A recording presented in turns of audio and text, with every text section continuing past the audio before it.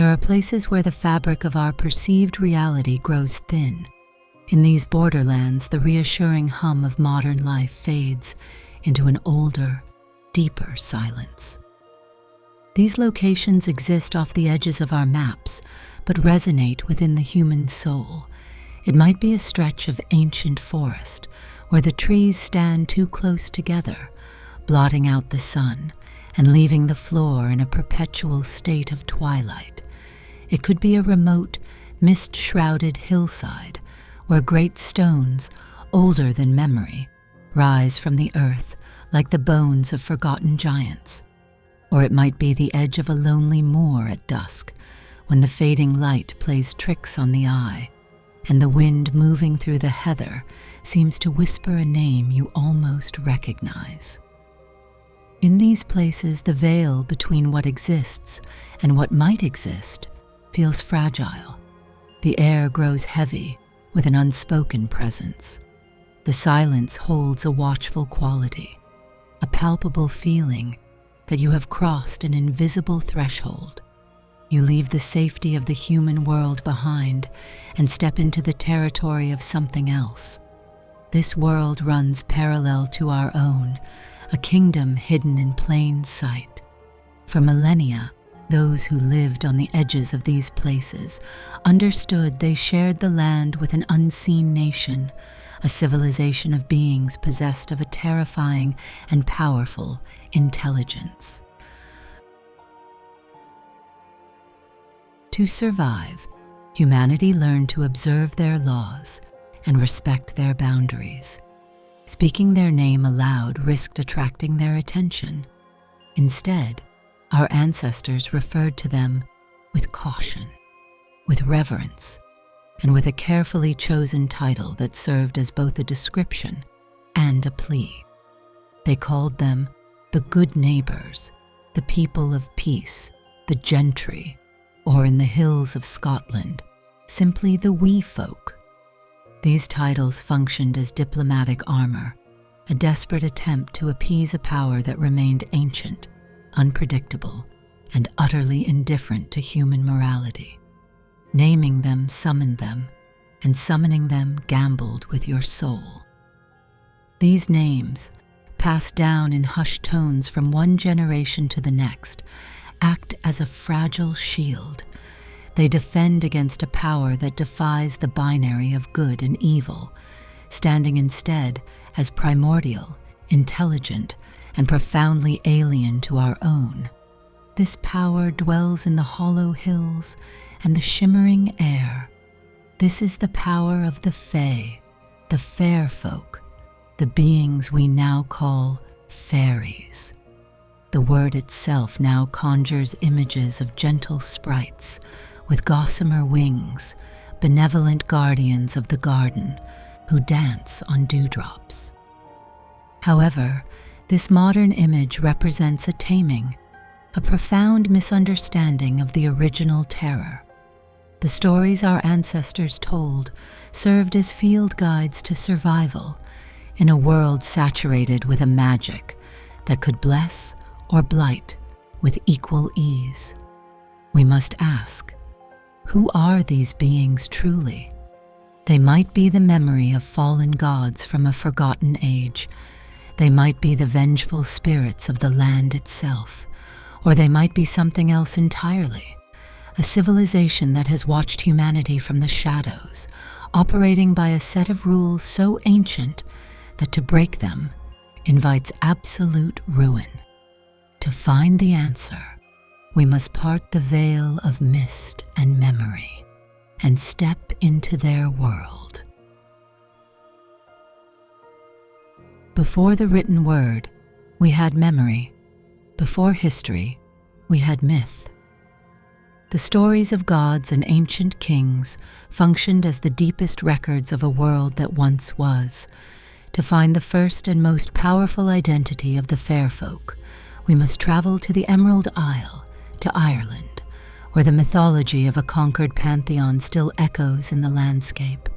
The story of the fair folk here reveals itself not as a tale of nature spirits born of the earth, but as a history of a great and terrible war. It is a dynastic struggle and the story of a race of gods who lost their world. They were called the Tuatha Dé Danann, the people of the goddess Danu. According to the ancient chronicles, they existed as a race of godlike beings, masters of art, science, magic, and war. They descended upon Ireland rather than rising from its soil. The legends say they arrived in a great mist, bringing with them a civilization that eclipsed everything the native inhabitants had ever seen. But before we can understand the gods, we must understand the stage upon which they walked. We must look to the physical evidence, the massive stone structures that dot the landscape, which the later Celtic people found and attributed to these magical beings. Our investigation begins in the deep Neolithic, with the architects of the Hollow Hills.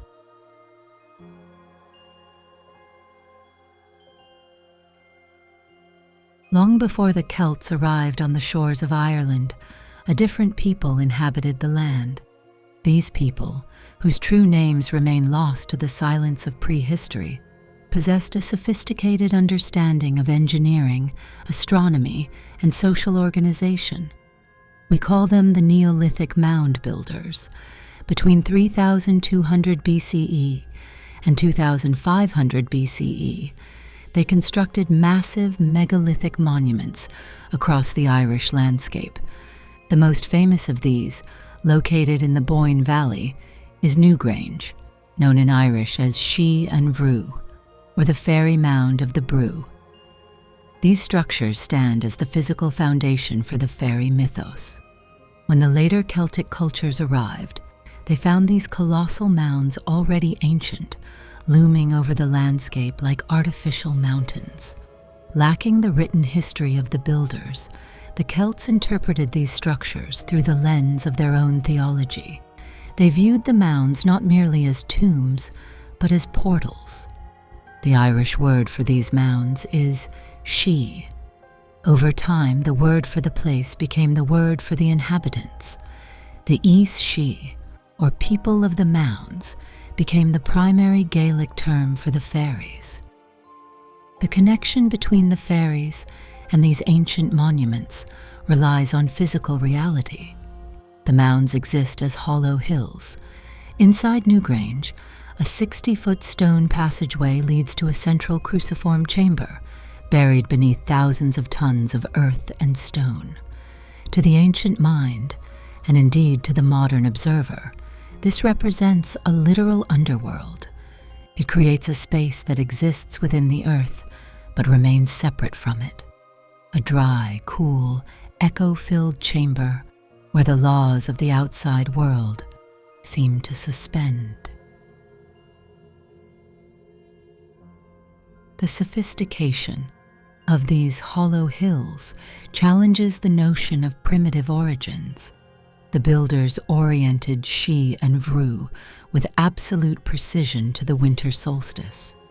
For a few days each year, around December 21st, the rising sun hits a specifically engineered roof box above the entrance. A beam of light penetrates the 60-foot passage and strikes the floor of the inner chamber, illuminating the dark womb of the earth with the rebirth of the solar year. This engineering feat requires centuries of astronomical observation and complex mathematical planning.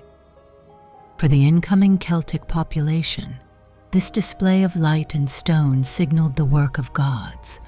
They reasoned that only beings of immense power could command the sun to enter the earth. The mounds transformed into the palaces of the Tuatha Dé Danann after their defeat by mortals. The folklore insists that the gods retreated into the Seelie, taking their magic underground. Thus, the archaeological reality of the Neolithic tombs provided the perfect physical setting for the metaphysical belief in a subterranean kingdom. This association creates a permanent link between the fairies and the landscape. The Seelie function as anchor points. They hold the memory of the land. Farmers and villagers treated these mounds with a mixture of terror and respect for thousands of years.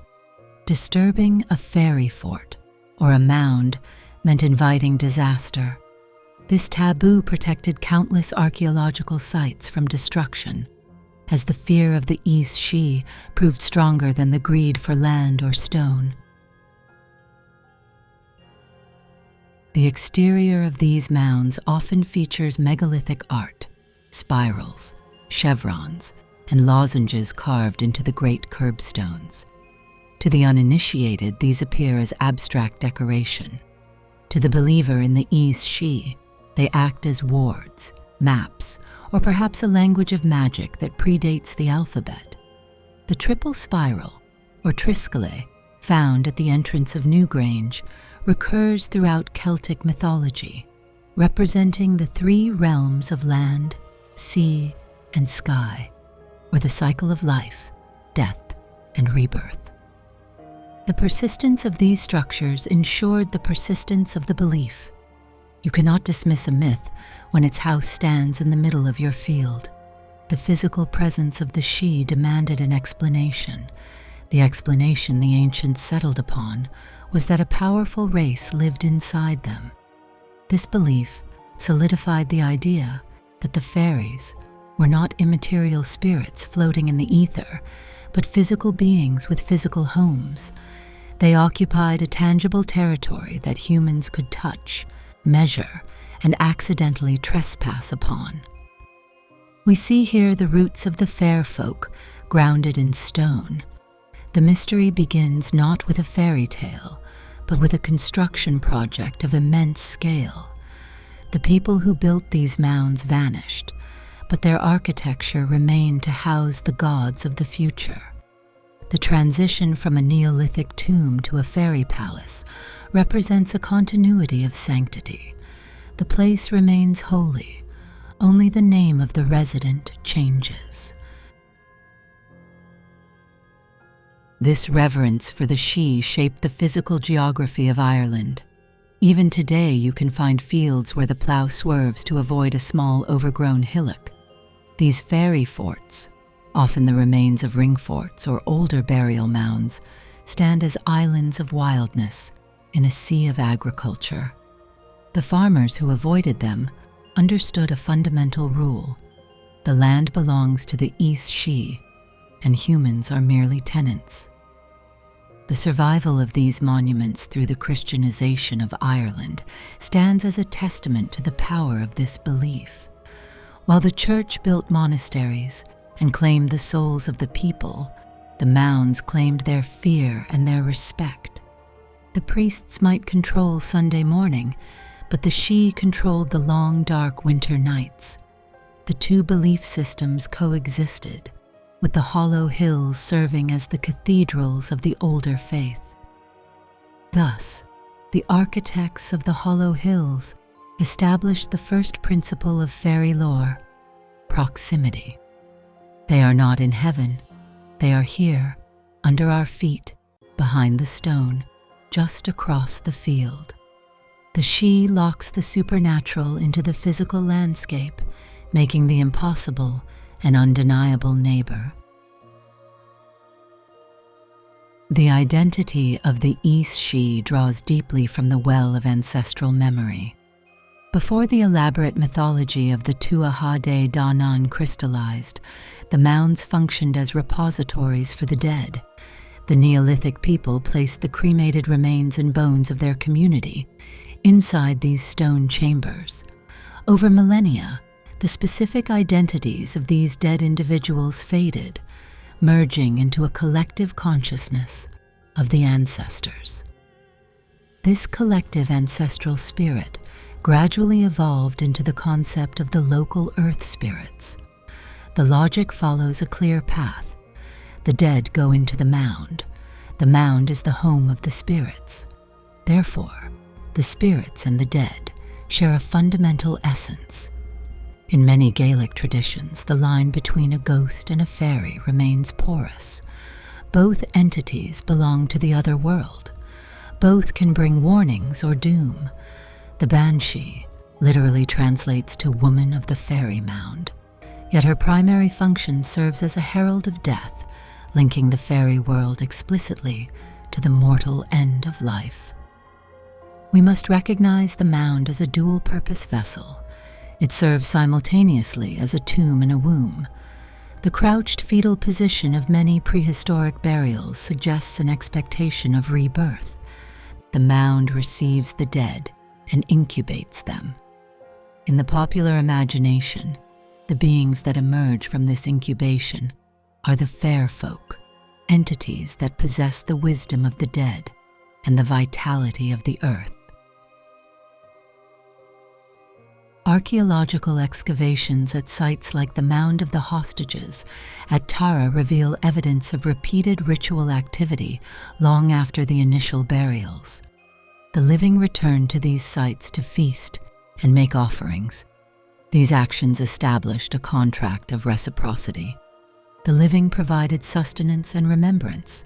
In return, the spirits of the mound provided protection and fertility for the land. This transactional relationship forms the core of later fairy folklore, where offerings of milk, butter, or crops were mandatory to keep the good neighbors appeased. The conflation of the dead with the fair folk explains the terrifying nature of these beings. The dead possess knowledge that the living lack. They exist beyond the constraints of mortal morality. By associating the fairies with the ancestors, the Celts attributed to them an absolute authority over the past and the future. A fairy appearing on the road acts as an intrusion of the timeless into the temporal, a ghost with a physical form. This connection also illuminates the intense territoriality of the fairies. If they are the spirits of the ancestors, they hold the ultimate claim to the land. They are the original owners. Current human inhabitants exist as mere occupants, allowed to stay only so long as they respect the ancient covenants. The anger of the fairy is the anger of the displaced ancestor, witnessing the disrespect of their descendants. The distinction between ghost and fairy often depends on the observer's perspective and the era of the telling. In the earliest layers of the tradition, the she-folk appeared as the host of the dead. As the mythology became more sophisticated, and as the Tuatha Dé Danann legends took hold, a hierarchy emerged. The high fairies, the aristocrats of the mounds, took on the characteristics of gods. The lesser spirits retained the murky, frightening aspects of the restless dead. However, the root remains the same. The power of the fairy comes from the earth, specifically the earth that holds the bones of the past. This chthonic origin explains why fairies are often associated with the underground, with roots, and with the dark nutrients of the soil. They are the consciousness of the landscape itself, fed by the generations of humans returned to it. Understanding this link forces us to reevaluate the whimsical nature of the fairy. Death functions as a solemn absolute. The grave operates as a place of finality. Therefore, the entities that guard the threshold of the grave command a somber and absolute respect. The architects of the hollow hills built machines for immortality, and the folklore of the fair folk serves as the user manual for those machines.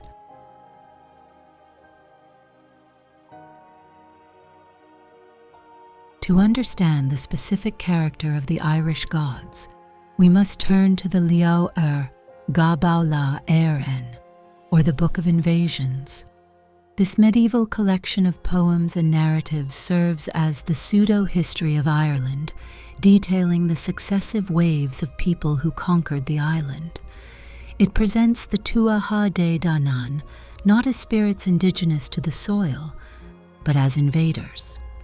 They arrived from the north of the world, a phrase that suggests a place of cold, esoteric wisdom and distance. The text describes them in terms that evoke high technology or supreme magic. They arrived in dark clouds that obscured the sun for 3 days and 3 nights. Some interpretations suggest they arrived on the wind itself. Others claim they burned their ships upon landing to demonstrate their absolute commitment to the conquest. This act of burning the ships signaled to the existing inhabitants and to the Tuatha Dé themselves that retreat was impossible. They had come to stay. The chronicles describe the Tuatha Dé Danann as beautiful, fair, and physically perfect, but they also emphasize their mastery of the Druidic arts, a term encompassing science, magic, and philosophy. They brought with them knowledge from 4 great mythical cities, Phalias, Gorias, Murias, and Findias. Each city provided a specific treasure and a specific wisdom. This origin story positions them as a civilization at its peak, bringing order and advanced culture to a raw, untamed land.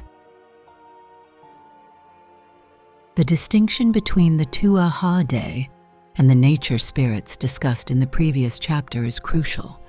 While the Sidhe traditions link them to the earth and the ancestors, the Book of Invasions links them to the sky and the intellect. They represent the solar aspect of the divine, civilization, craft, kingship, and law. They impose structure upon the chaos of the natural world. This duality defines the complexity of the fair folk. They encompass both the high aristocratic godlike conquerors of the Tuatha Dé and the primal earthy ancestral spirits of the mounds. Over thousands of years, these 2 distinct strands wove together. The god Lu, a master of all arts, represents the pinnacle of the Tuatha Dé. He is light, skill, and order, yet in later folklore, he becomes Lu Cromane, a small trickster figure, eventually evolving into the leprechaun. The narrative of their arrival sets the stage for a tragic fall. They came as gods, masters of the elements. They ruled Ireland as a golden age, but the text remains haunted by the inevitability of their displacement. It frames their time as a temporary epoch between the chaos of the beginning and the dominion of mortal men. The Tuatha Dé Danann function as the bridge between the primeval and the human. The prowess of the Tuatha Dé extended beyond mere combat. The texts describe their ability to control the weather, to shapeshift, and to create illusions that could deceive an entire army. We should view these descriptions through the lens of Arthur C. Clarke's Third Law. Any sufficiently advanced technology is indistinguishable from magic.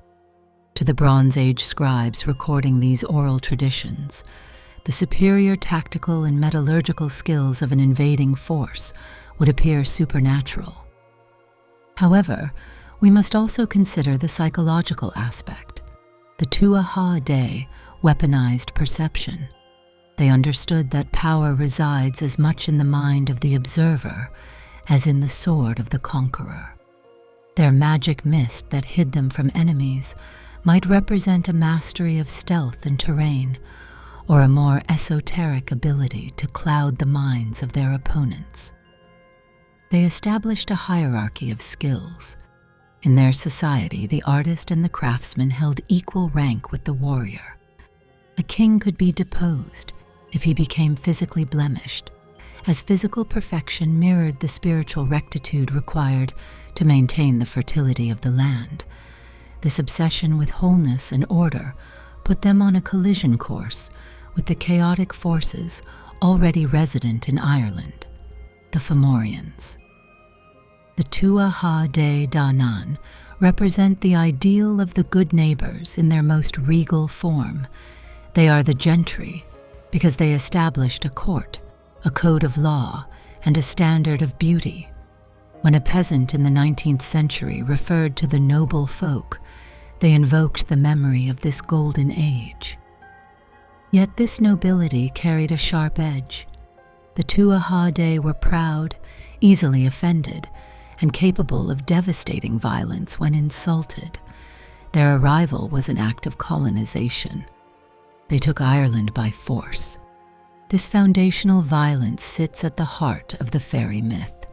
They function as warriors who carved out a kingdom and defended it with terrible efficiency, standing in stark contrast to the concept of peaceful nature spirits.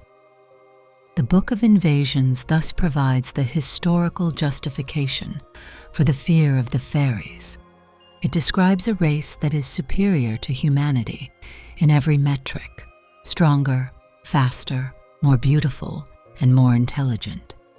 They are the supermen of prehistory, and as we will see, their conflict with the Fomorians would define the moral landscape of Irish mythology. The arrival of the Tuatha Dé Danann triggered an immediate cosmic conflict.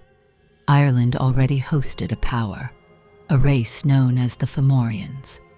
These beings represented the chaotic, darker aspects of the natural world: blight, drought, storm, and the unyielding pressure of the deep sea. While the Tuatha Dé symbolized civilization, art, and the solar order, the Fomorians embodied the raw, untamed entropy that constantly threatens to overwhelm human efforts. The conflict between these two races defines the central narrative of the mythological cycle. It functions as a war of ideologies as much as a war of armies. The Tuatha Dé sought to impose structure and fertility upon the land, while the Fomorians sought to return it to a state of wild, unproductive chaos. This struggle manifests clearly in the reign of Bress. Born of a union between a Fomorian father and a Tuatha Dé mother, Bress ascended to the high kingship after Nuada, the leader of the gods, lost his arm in battle. Under ancient Irish law, a king required physical perfection to rule. Nuada's mutilation disqualified him. Bress, beautiful in form but Fomorian in spirit, took the throne. His reign proved disastrous. He imposed heavy taxes, demanded subservience, and neglected the duties of hospitality. The land suffered under his rule, reflecting the spiritual sickness of the king. The cows went dry, the crops failed, and the gods themselves were reduced to servitude. This period represents the dark night of the soul for the Irish pantheon, a time when the forces of chaos successfully shackled the forces of light. The restoration of order required a medical and magical intervention. The physician D.An Cecht fashioned a functional arm of silver for Nuada, restoring his physical wholeness. With his integrity restored, Nuada reclaimed the kingship, earning the epithet Nuada of the Silver Arm. This event signaled the end of Bress's reign and the beginning of open war. Bress fled to his Fomorian kin to raise an army, setting the stage for the Second Battle of My Two Red. Into this gathering storm walked a figure who would become the central hero of the Celtic world, Lugh. He arrived at the gates of the Tuatha Dé fortress at Tara, seeking admission. The doorkeeper refused him, stating that only those with a unique skill could enter. Lugh listed his talents one by one: smith, champion, harper, poet, historian, sorcerer, and craftsman.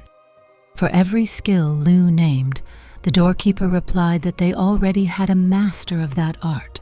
Finally, Lugh asked if they had anyone who possessed all these skills simultaneously. The doorkeeper admitted they did not. Lugh entered as the Sa Mil Don Ach, the master of all arts. Lugh's lineage mirrored Bress's, but with an inverse alignment. He possessed Fomorian blood through his mother, but dedicated his life to the Tuatha Dé. He represented the successful integration of raw power, refined by discipline and intellect. His arrival galvanized the gods. He spent a year planning the battle, utilizing the specific skills of every craftsman, druid, and warrior to ensure victory. The second battle of My Two Red stands as the Ragnarok of Irish mythology. It was a cataclysm where the landscape itself seemed to participate in the violence. The river Unshin flowed red, and the clash of shields roared like thunder. The Fomorians were led by Balor of the Evil Eye, a giant whose single eye possessed a destructive power so absolute that it annihilated anything it gazed upon. Balor's eye functioned as a biological weapon of mass destruction.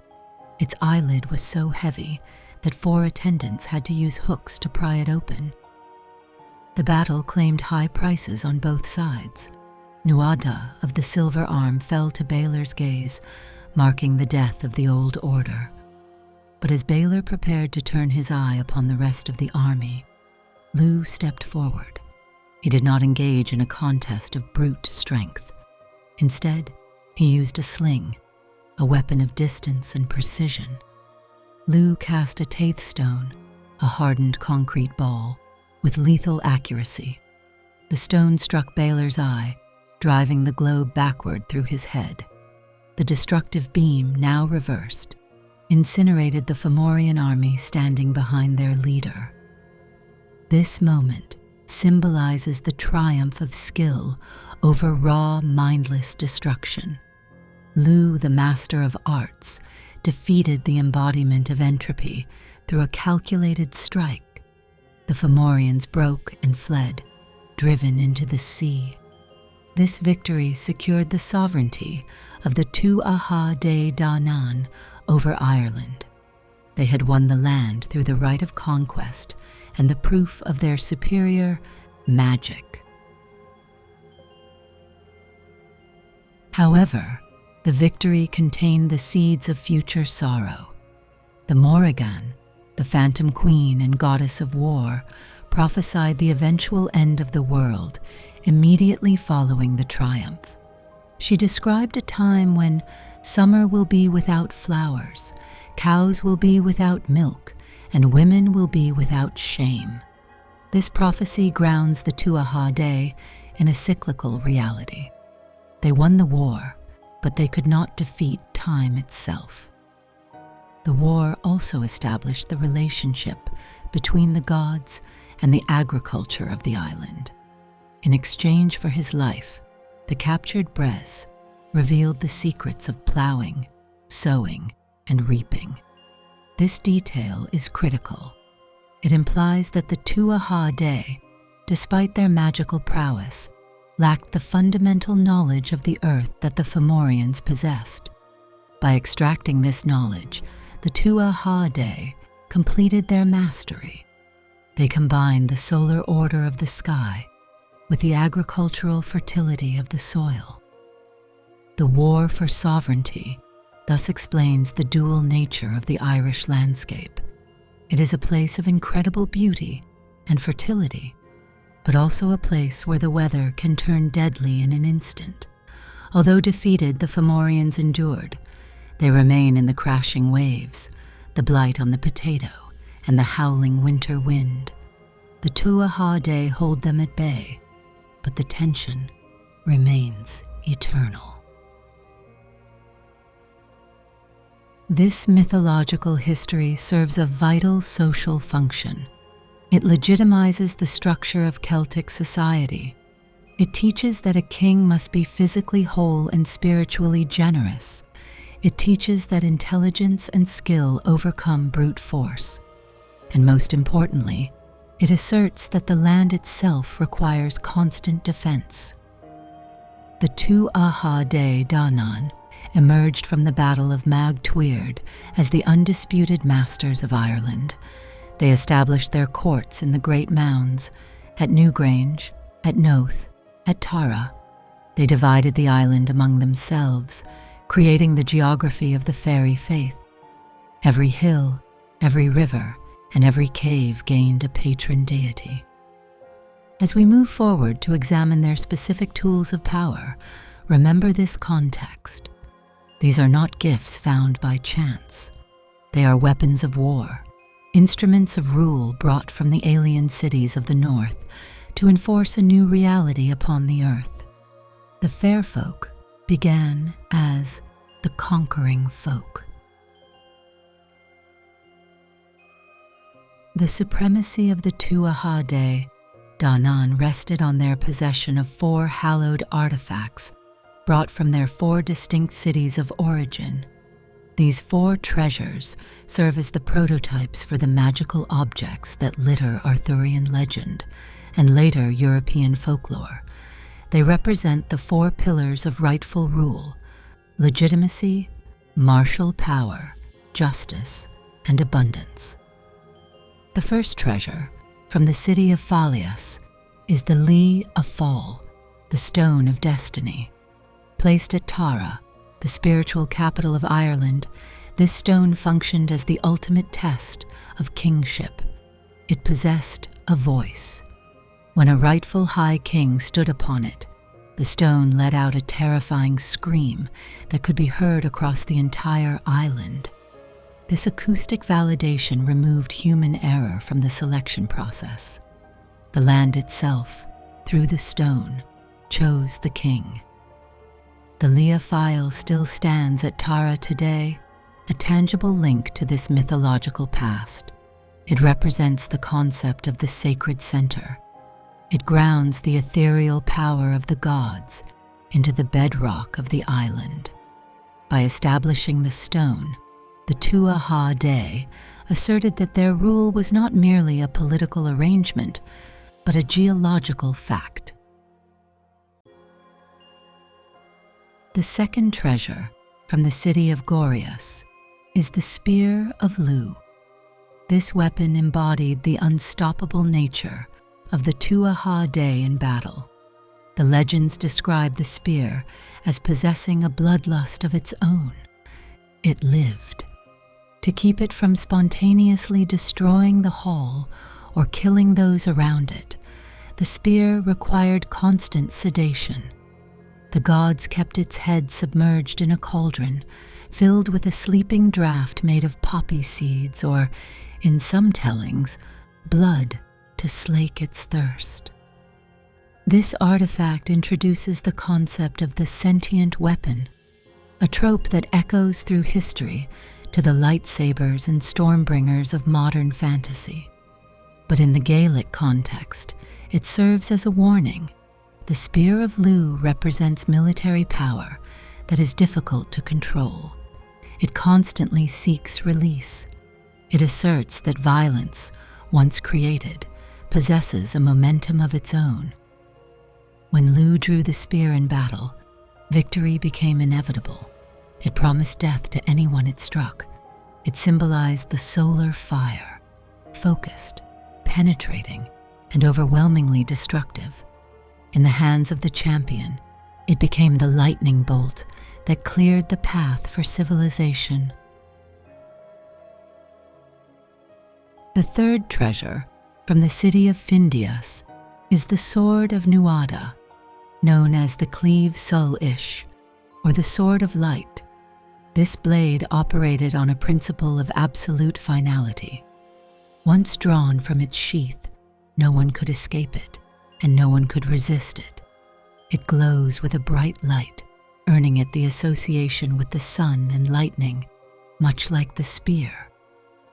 While the spear represents the chaos of the fray and the thirst for blood, the sword represents the stroke of justice. It functions as the weapon of the king, transcending the role of the champion. It symbolizes the executive power of the ruler to make decisions that are binding and irresistible. The Cleave Sullish stands as the mythological ancestor of Excalibur.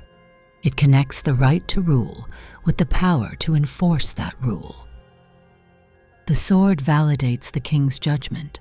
In a world of shifting alliances and magical deceptions, the sword offered a single, glowing truth. it cut through illusions. For the Tuatha Dé, it served as the physical manifestation of their authority over life and death. The final treasure from the city of Murias is the cauldron of the Dag Da, Cor Ye Unshik.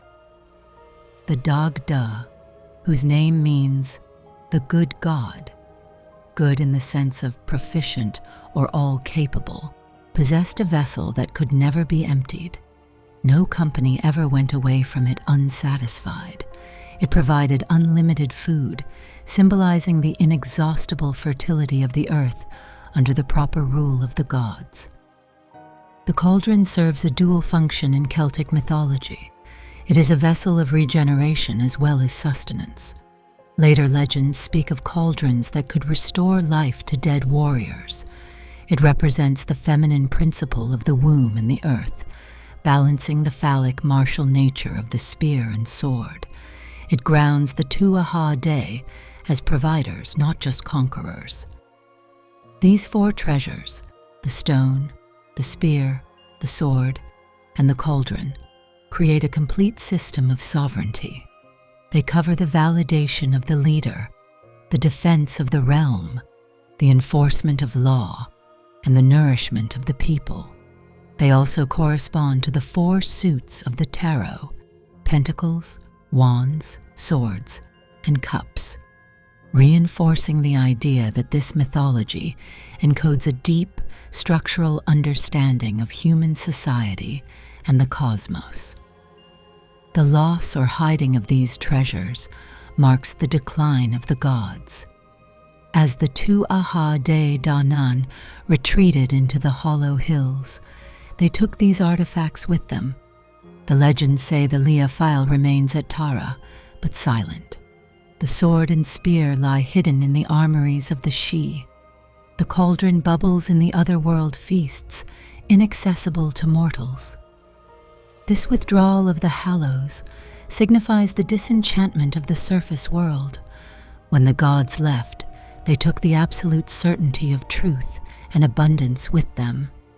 Humanity was left to till the earth, with iron plows and fight wars with steel swords that could break. The memory of the four treasures lingers as a longing for a time when power was absolute and the earth provided without limit. We have now established the identity of the fair folk at their zenith, a race of high-tech, magical conquerors wielding tools of immense power. But history is a wheel.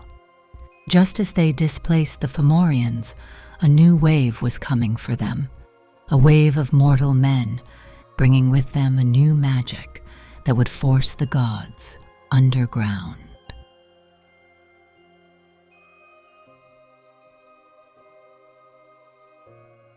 The dominion of the Tuatha Dé Danann faced its ultimate challenge with the arrival of the Milesians. These invaders, the mythological ancestors of the modern Irish people, hailed from Spain and represented a new epoch in human development. They brought with them the technology of the Iron Age and a destiny that superseded the magic of the old gods. This conflict marks the transition from the mythological cycle, where gods walked the earth, to the historical cycle, where humanity took center stage.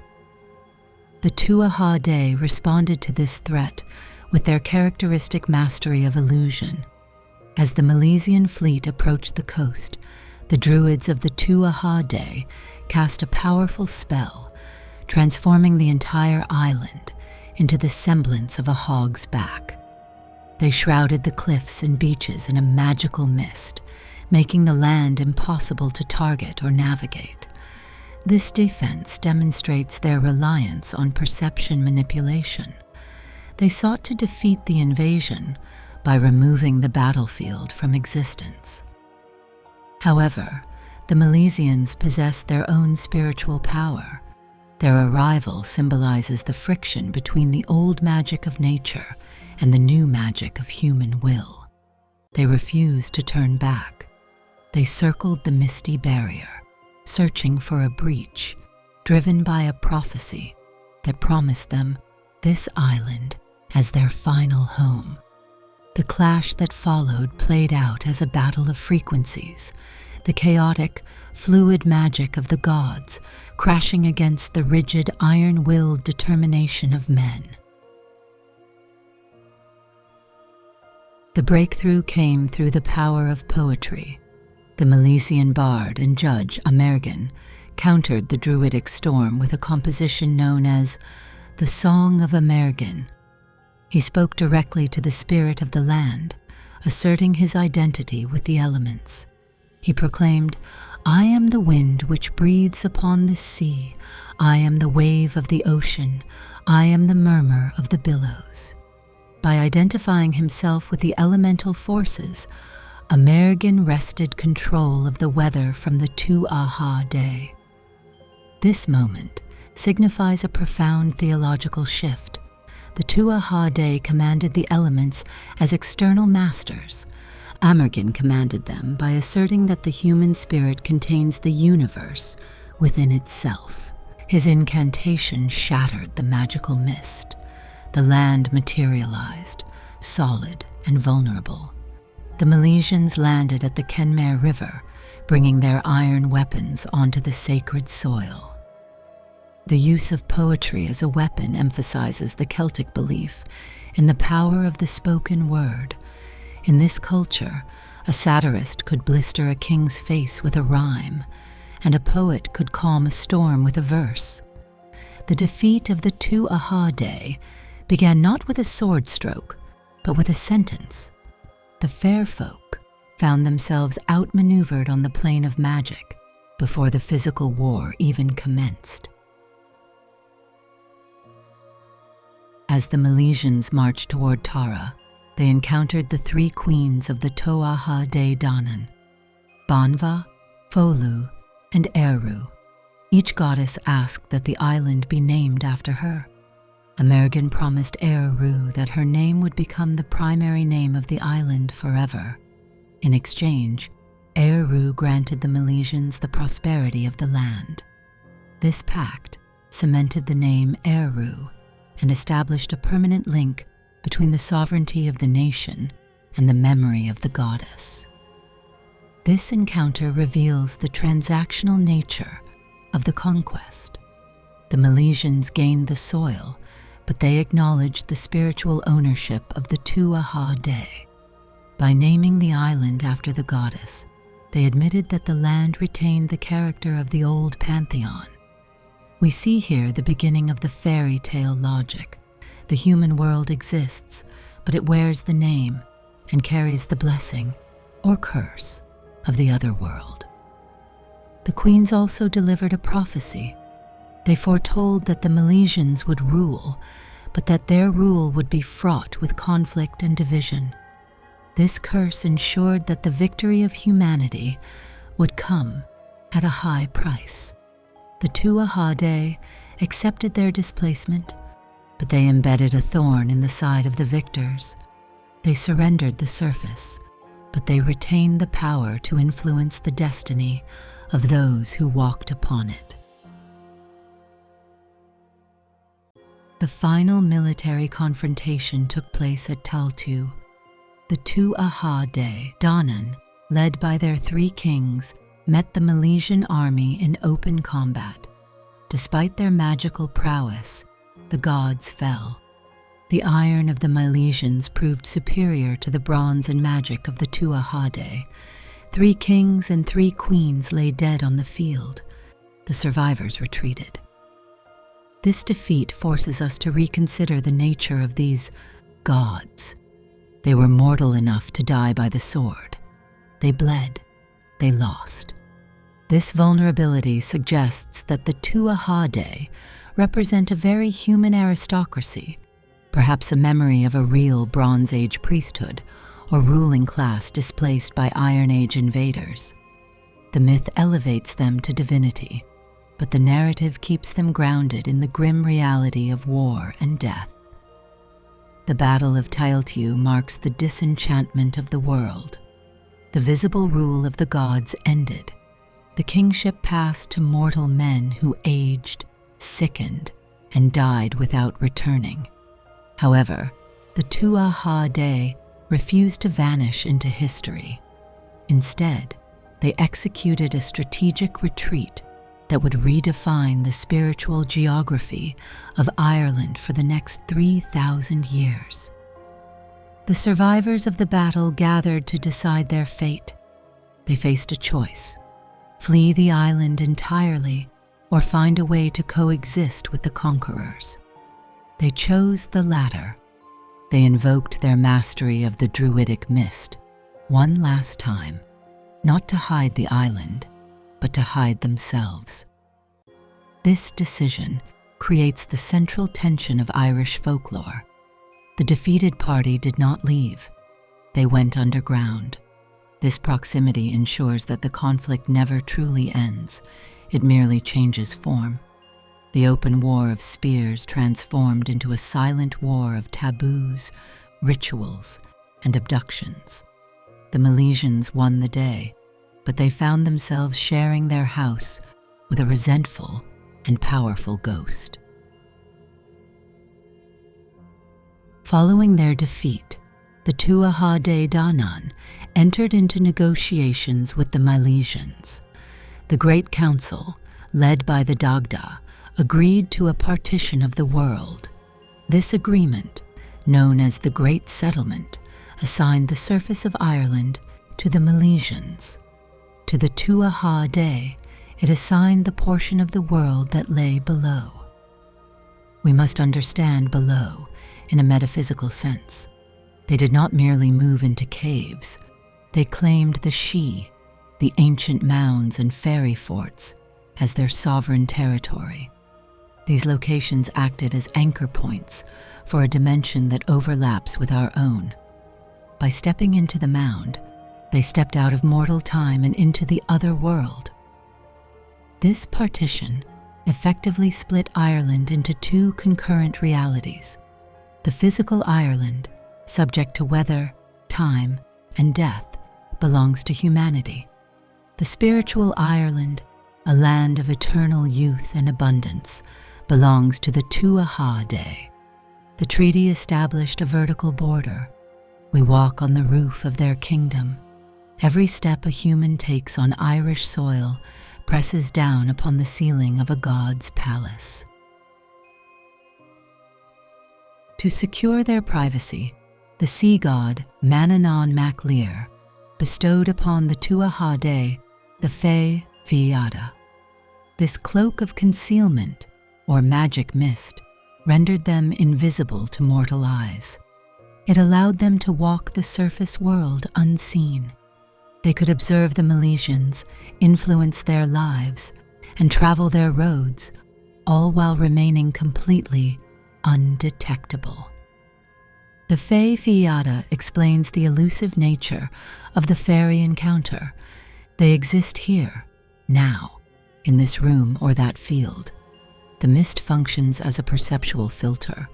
Only those with the second sight, often a gift or curse bestowed by the fairies themselves, can bypass this filter.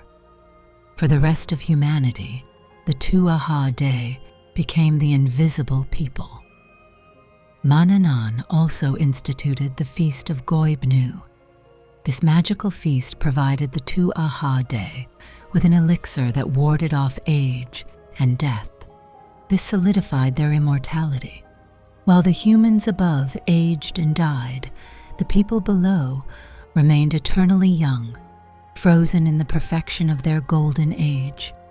This divergence in mortality fueled the jealousy and longing that characterizes the relationship between the two races. This retreat marks the moment the Tuatha Dé Danann became the Aos Sí. The term literally means people of the mounds. The grandeur of the gods began to filter through the lens of folklore. They shed their specific divine portfolios, war, smithing, healing, and became a collective force of the supernatural. However, they retained their aristocratic structure. The Sidhe function as strict monarchies rather than anarchic communes. The Dagda distributed the great mounds among the nobles. Bove Darig took the Sidhe of Slievenneman. Midir took the hill of Bree Leth. Each mound became a city-state with its own court, its own army, and its own laws. This political structure endured in the folk belief of the fairy king and fairy queen. The Irish peasantry understood that the Aos Sí operated under a feudal system that mirrored their own. To offend a fairy was to offend a lord. The Gentry demanded the same deference as the human landlord, but with the added threat of supernatural retribution. The Partition created a world of thin places. These are locations where the barrier between the Sidhe and the mortal world degrades. Crossroads, fords, boundaries between fields, and the twilight hours act as friction points. In these spaces, the Fé Fieda falters. A human might stumble into a fairy procession, or a fairy might stumble into a human market. This proximity necessitated a complex code of conduct. Since humans could not see the Aos Sí, they had to assume they were always present. One avoided throwing wash water out the door without a warning shout, "Cuiv," meaning, "towards you." One left a bit of milk or butter aside. These small rituals acknowledged the invisible roommate. They maintained the peace treaty established by the Sons of Meal. The Pact remains active in the rural psyche. It operates on a principle of avoidance and respect. Humans stay on the path. Fairies stay in the wrath. Trouble arises only when one side violates the territory of the other. The ghost stories of Ireland are essentially legal disputes over this ancient boundary line. The transformation from god to fairy implies a degradation of power, but in many ways, it strengthened their hold on the human imagination. A god in a distant heaven can be ignored. A fairy in the hedge must be managed. The Tuatha Dé traded their worship for fear. They ceased to be the patrons of the nation and became the wardens of the wild. This shift preserved them. While the other pantheons of Europe fell silent under Christianity, the Aos Sí survived. They survived because they physically inhabited the landscape. You could destroy a temple, but you could not destroy the hill it stood upon. By retreating into the earth, the Irish gods became the earth. The stage was now set for the long, uneasy cohabitation that would define Irish history. The Great Retreat functioned as a new beginning rather than an end. It created the Secret Commonwealth, a shadow kingdom that would whisper in the ears of poets, steal the children of the unwary, and terrify the rural population well into the 20th century.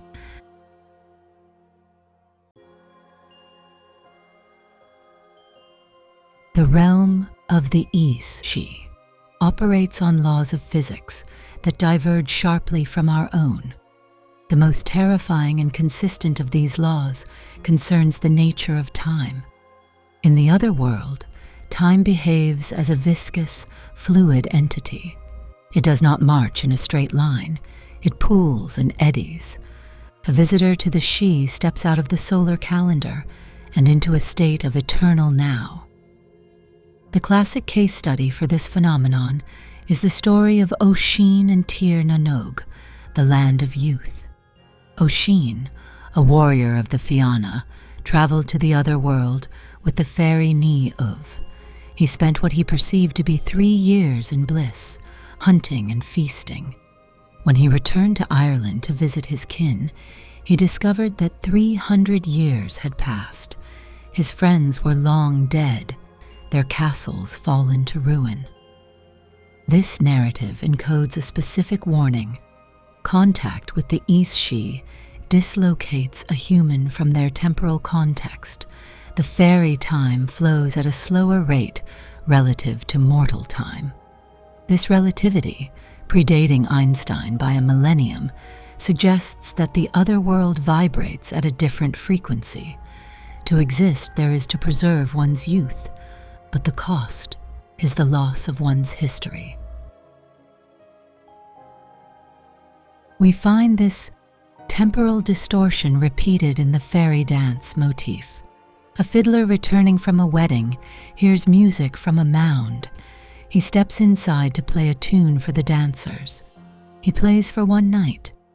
When he steps out, he finds the village changed, strangers living in his home, and his own name carved on a mossy headstone. This story concerns dimension as much as magic. The Sidhe acts as an event horizon. Once you cross the threshold, the gravitational pull of that reality warps your perception of duration.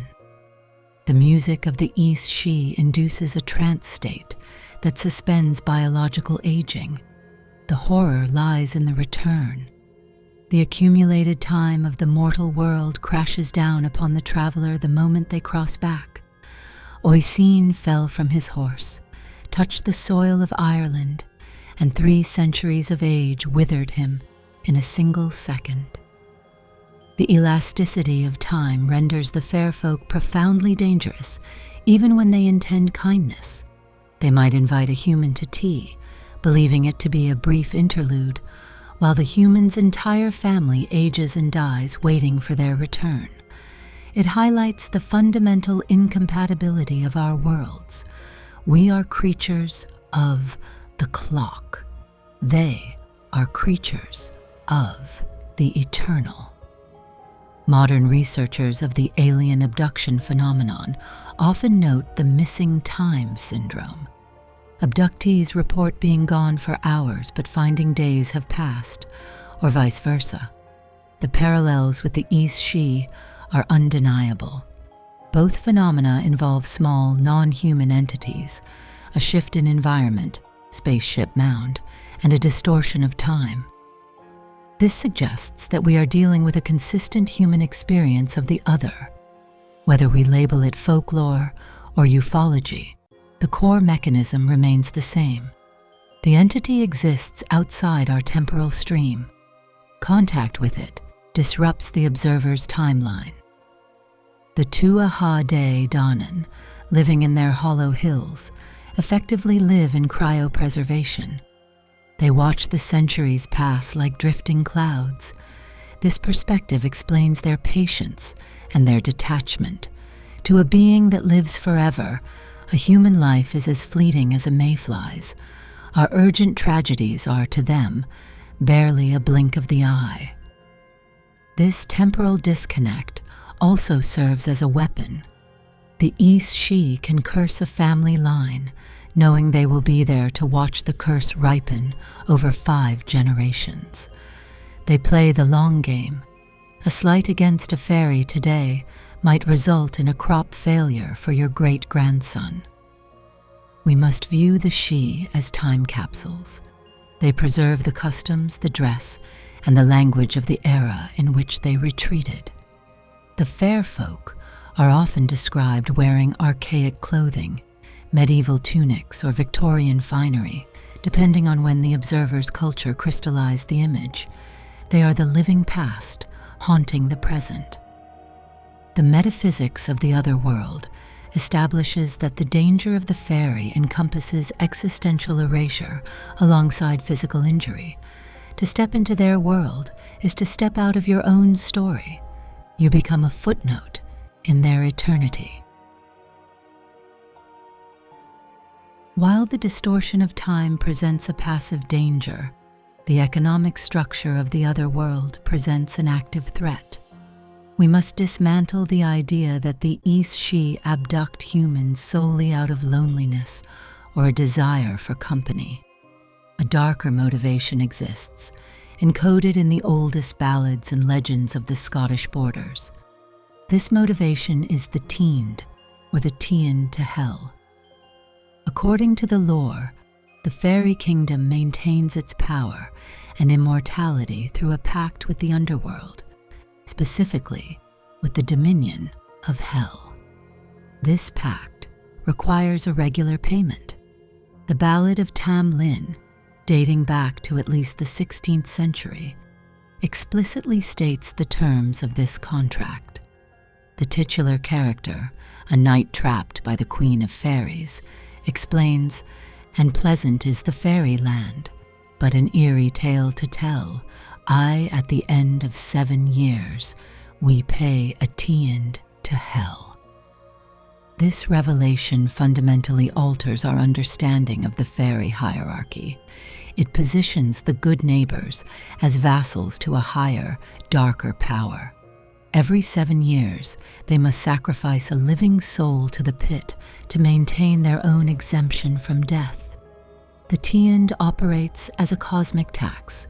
The fair folk, loving their own lives and beauty, prefer to pay this tax with a currency other than themselves.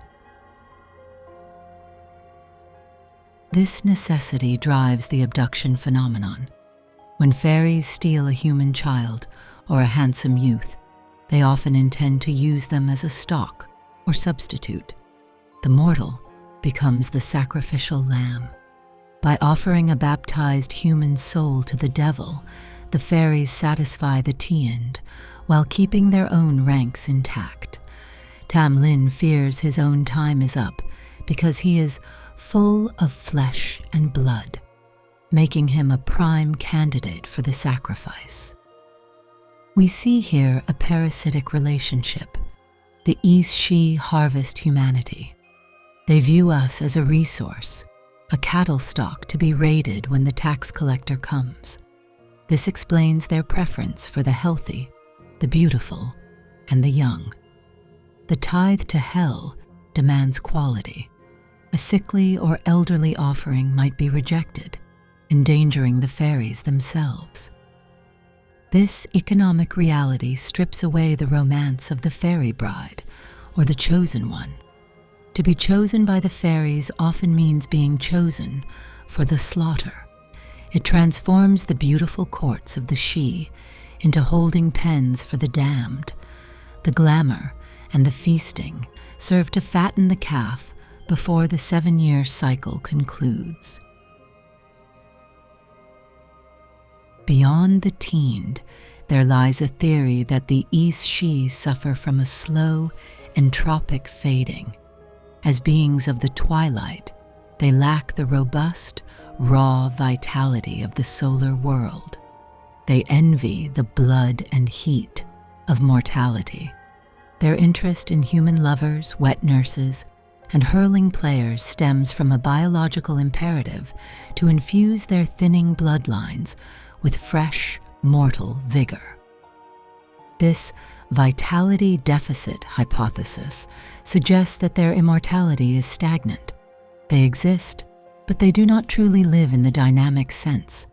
They require the creative spark, the reproductive power, and the emotional volatility of humans to feel alive. They consume our experiences. When they abduct a musician, they feed on his music. When they abduct a midwife, they utilize her life-giving skills to nurture their own frail offspring. The Aos Sí function as energy vampires. The elf shot, the sudden striking of a human or animal with a flint arrow that causes paralysis or wasting, represents the extraction of the soul essence. The body remains, but the vitality has been siphoned off to the hollow hills. The victim fades away, diagnosing the condition as consumption or wasting sickness, while the thief thrives on the stolen energy. This dynamic casts humanity in the role of livestock. Just as a farmer protects his herd from wolves, but ultimately slaughters them for meat, the good neighbors protect their human favorites only to harvest them when necessary. The protection they offer against other supernatural threats serves to protect their investment. A farmer guards the chicken intended for dinner against the theft of the fox. The economy of the soul dictates the strict rules of etiquette. One must be polite to the landlord. The offerings of milk and butter left on the doorstep function as rent payments. The peasantry of Ireland and Scotland understood their position clearly. They occupied the land by the grace of the Gentry, and they paid their dues to avoid eviction or foreclosure on their lives. This perspective creates a chilling rationale for the capriciousness of the fairies. A farmer might pet a lamb one day and kill it the next. To the lamb, this appears as madness or betrayal. To the farmer, it follows the logic of agriculture. The Aos Sí operate on a level of existence above us. Their morality regarding us matches our morality regarding cattle. The legend of the Teind provides the critical key to the darker side of Celtic mythology. It explains why iron repels them. It represents the industrial, human dominion that threatens their agricultural control. It explains why they fear the church. The church claims the soul for God, removing it from the marketplace of the tithe. We must accept the terrifying conclusion that the beauty of the other world relies on a foundation of human sacrifice. The glittering processions and the hauntingly beautiful music act as the lure. Behind the glamour lies a desperate, hungry mechanism grinding away, demanding a soul every 7 years to keep the darkness at bay. The fair folk operate as hidden predators rather than merely hidden neighbors, and like all apex predators, they have evolved to be efficient, mesmerizing, and lethal. This predatory nature splits into 2 distinct sociologies, which we know as the Seelie and Unseelie Courts.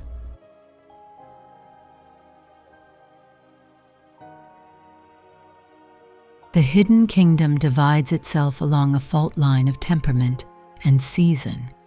To articulate this division, we utilize the specific terminology of the Scottish lowlands, the Seelie Court and the Unseelie Court.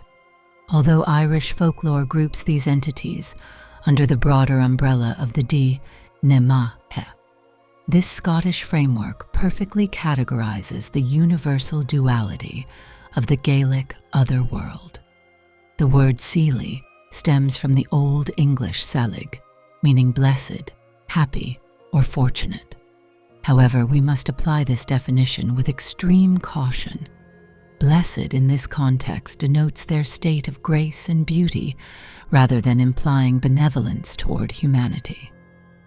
The Seelie Court, often associated with the summer, the day, and the bright moon, comprises the aristocracy of the fairy world. These beings embody the high, majestic aspect of the Tuatha Dé Danann. They value honor, pageantry, and strict adherence to their complex laws.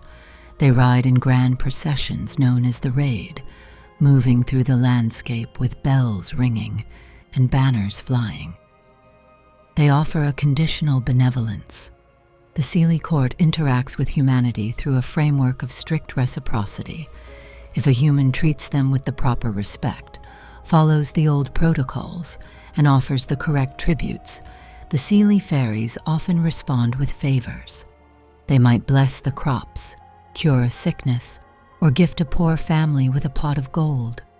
However, their kindness operates like the kindness of a tiger. It exists only as long as the protocols remain unbroken. The danger of the Seelie Court lies in their pride. They possess an extremely brittle sense of honor. A perceived slight, failing to remove one's cap, speaking too loudly, or spying on their revels, triggers immediate and disproportionate retribution. Their justice is swift.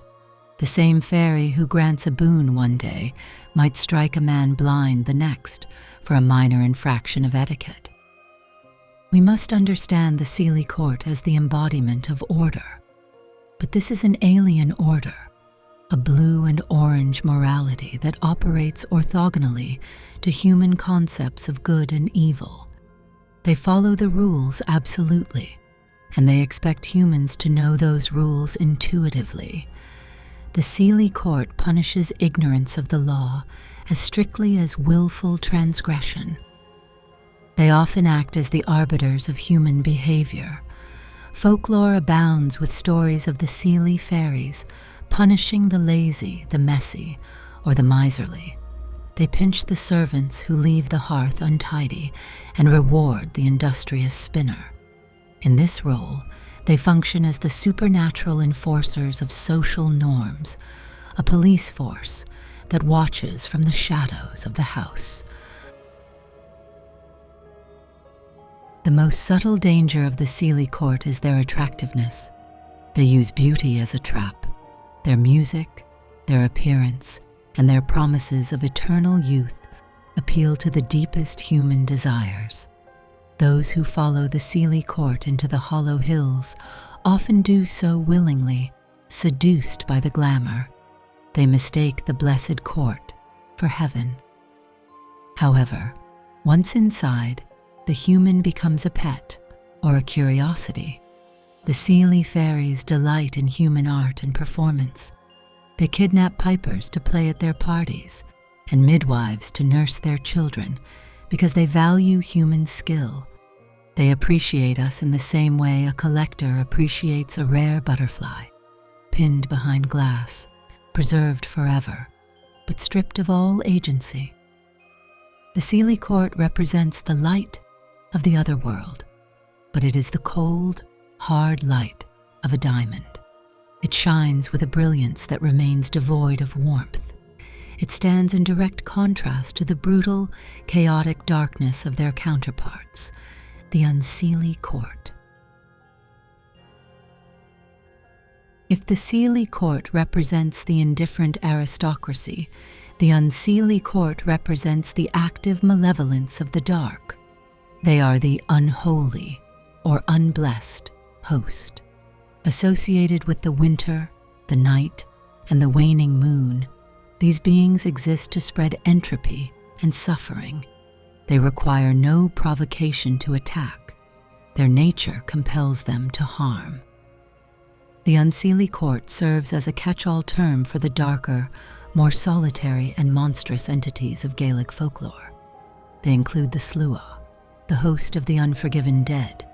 These spirits fly through the sky like a flock of dark birds, hunting for the souls of the dying. They seek to snatch the soul before it can cross over, conscripting the deceased into their endless wandering army. Unlike the Seelie, who can be negotiated with, the Unseelie operate on a principle of pure predation. They view humanity not as pets or servants, but as prey. They are the source of the stray sod that confuses travelers, the sudden blight that kills the crop, and the inexplicable terror that strikes in the lonely dark. They personify the hostility of the natural world in its most unforgiving state. Among the most infamous of the Unseelie solicitors is the Redcap, or Fair Jar Ugg. Haunting the ruined castles of the Scottish borders, this entity appears as a short, thick-set old man with long teeth and fingers like talons. He wears iron boots, defying the usual fairy aversion to iron, symbolizing his crushing, heavy nature. His name derives from his red cap, which he dyes in the blood of his victims. The Redcap operates under a gruesome biological imperative. He must keep his cap wet with human blood. If the blood dries, he dies. This creates a loop of constant murder. The Redcap must kill ceaselessly to sustain his existence. He represents the lingering trauma of the border wars, a manifestation of the bloodshed that soaked the land for centuries. Encounters with the Unseelie often occur in bad places, sites of tragedy, execution, or loneliness. They attach themselves to the negative emotional resonance of the landscape. While the Seelie rule the hilltops and the ancient mounds, the Unseelie stalk the ravines, the bogs, and the shadows of the gallows tree. The Unseelie Court also aligns with the Cailleach, the divine hag, or the Queen of Winter. She acts as the Dark Mother, the Bone Stripper. She brings the storms and the snows that cull the weak. In the duality of the courts, she balances the Seelie Queen of Summer. Her harshness serves an ecological purpose, clearing away the dead wood to make room for new growth. But to the human caught in her blizzard, she appears as a monster. The Wild Hunt acts as the primary projection of unseelie power. On stormy nights, a cavalcade of hounds and hunters tears across the sky. To witness the Wild Hunt invites disaster. To be caught in its path means being swept up, body and soul, to join the ride forever.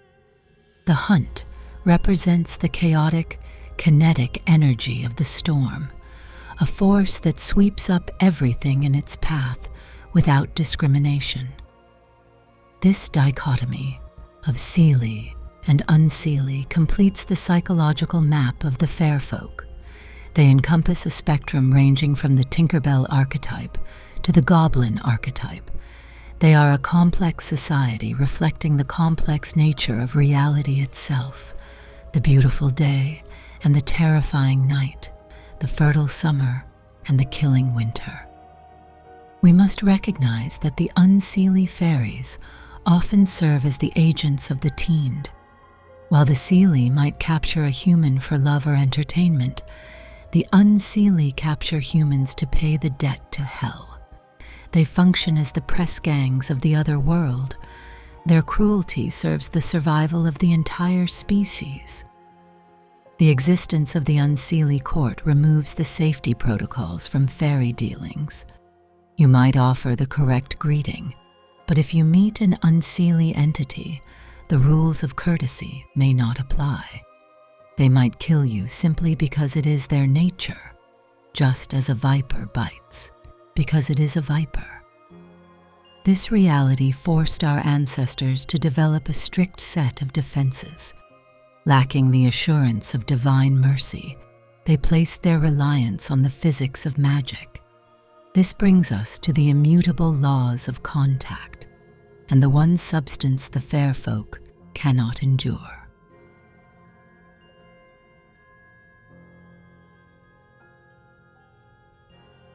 The most famous and universal law of the Secret Commonwealth concerns the material known as cold iron.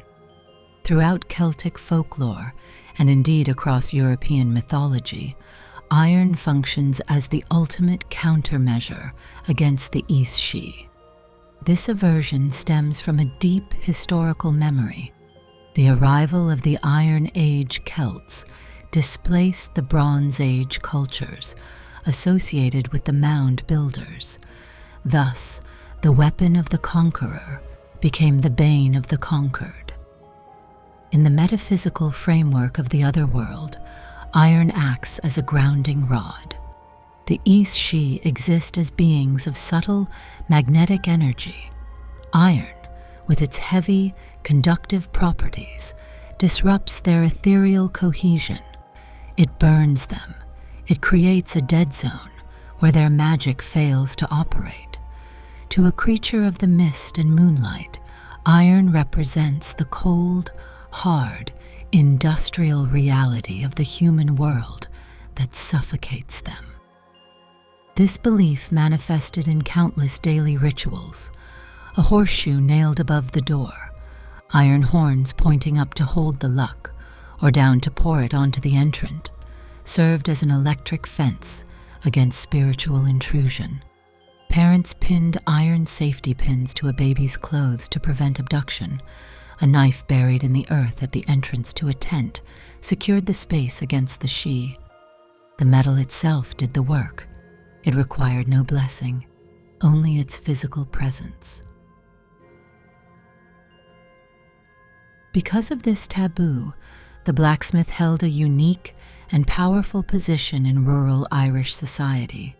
He was the master of the metal that killed the gods. The smith operated as a counter-magician.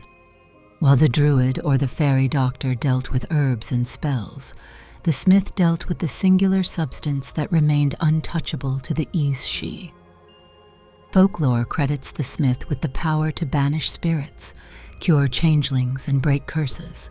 The water from the smith's trough, impregnated with the essence of iron, became a holy water of the industrial age.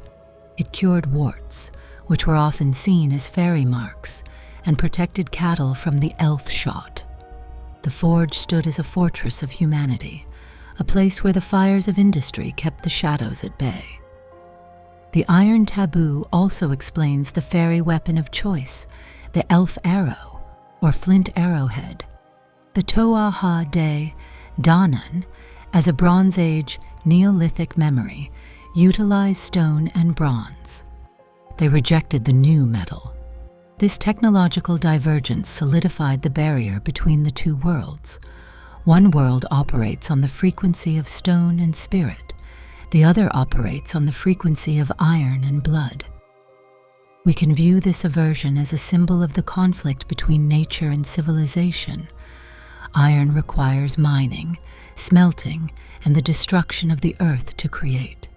It represents the dominance of man over the environment.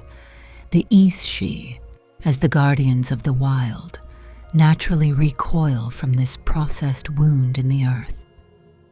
This law remains absolute. Even the most powerful fairy queen cannot cross a threshold guarded by a simple iron nail. This vulnerability gives humanity a distinct advantage. We possess the material that anchors reality. By surrounding ourselves with iron, we create a cage of rationality that the other world cannot penetrate. However, we must remember that iron only protects the physical body. Its protection fails to extend to the mind against the glamour, nor does it save a person who willingly steps away from its protection. The moment you leave the safety of the iron-gated world and enter the wild woods, you leave your armor behind. The second immutable law governs the act of consumption. The rule is simple and terrifyingly strict. To eat the food of the other world is to become part of the other world. This motif, famously explored in the Greek myth of Persephone and the pomegranate seeds, finds its most rigid application in Celtic folklore.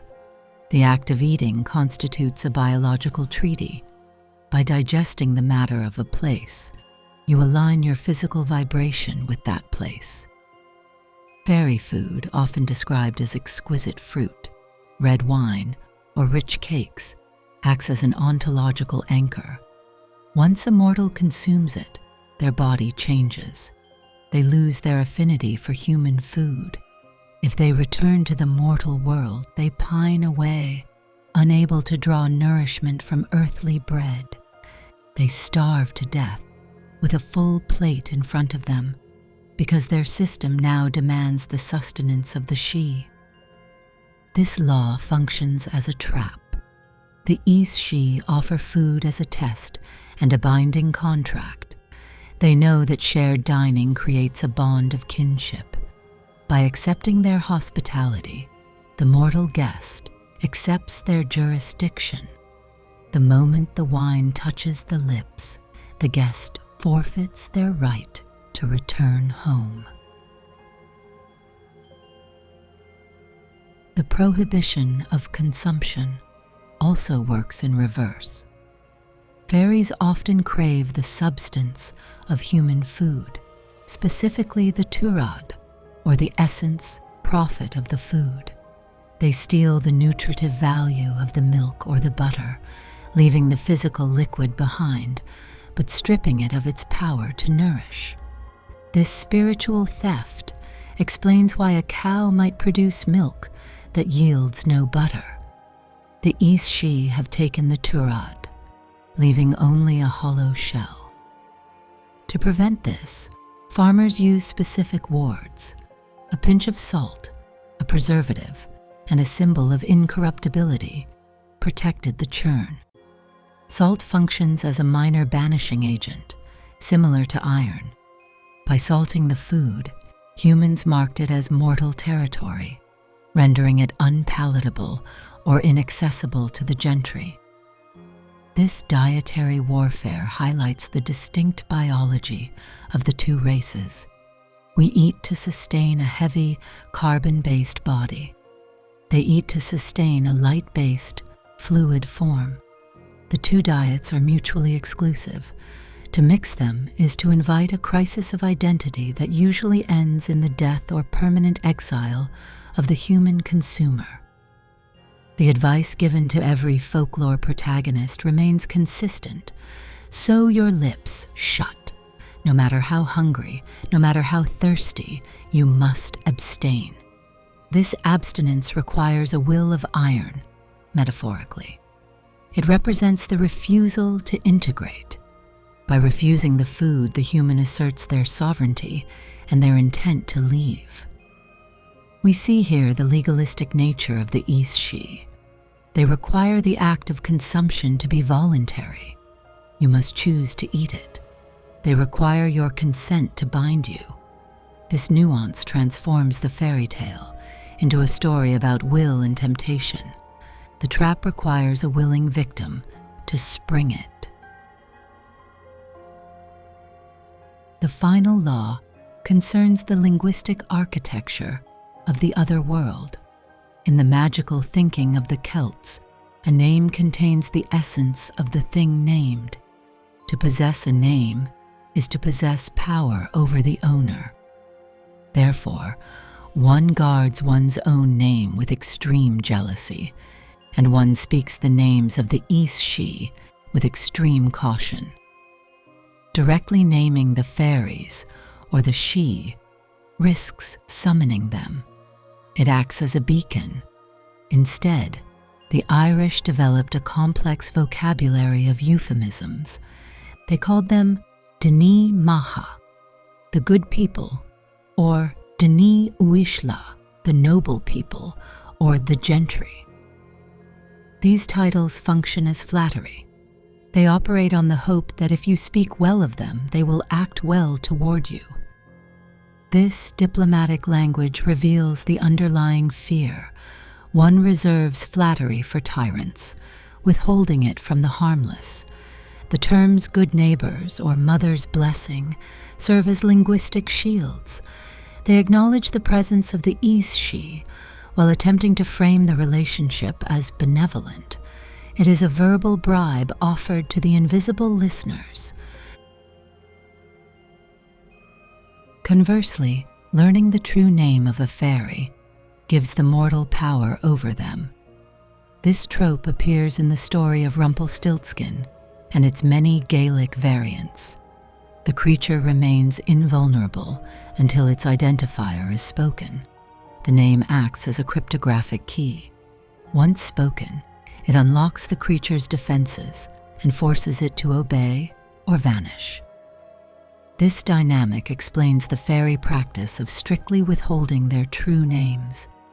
They use titles, riddles, or descriptions.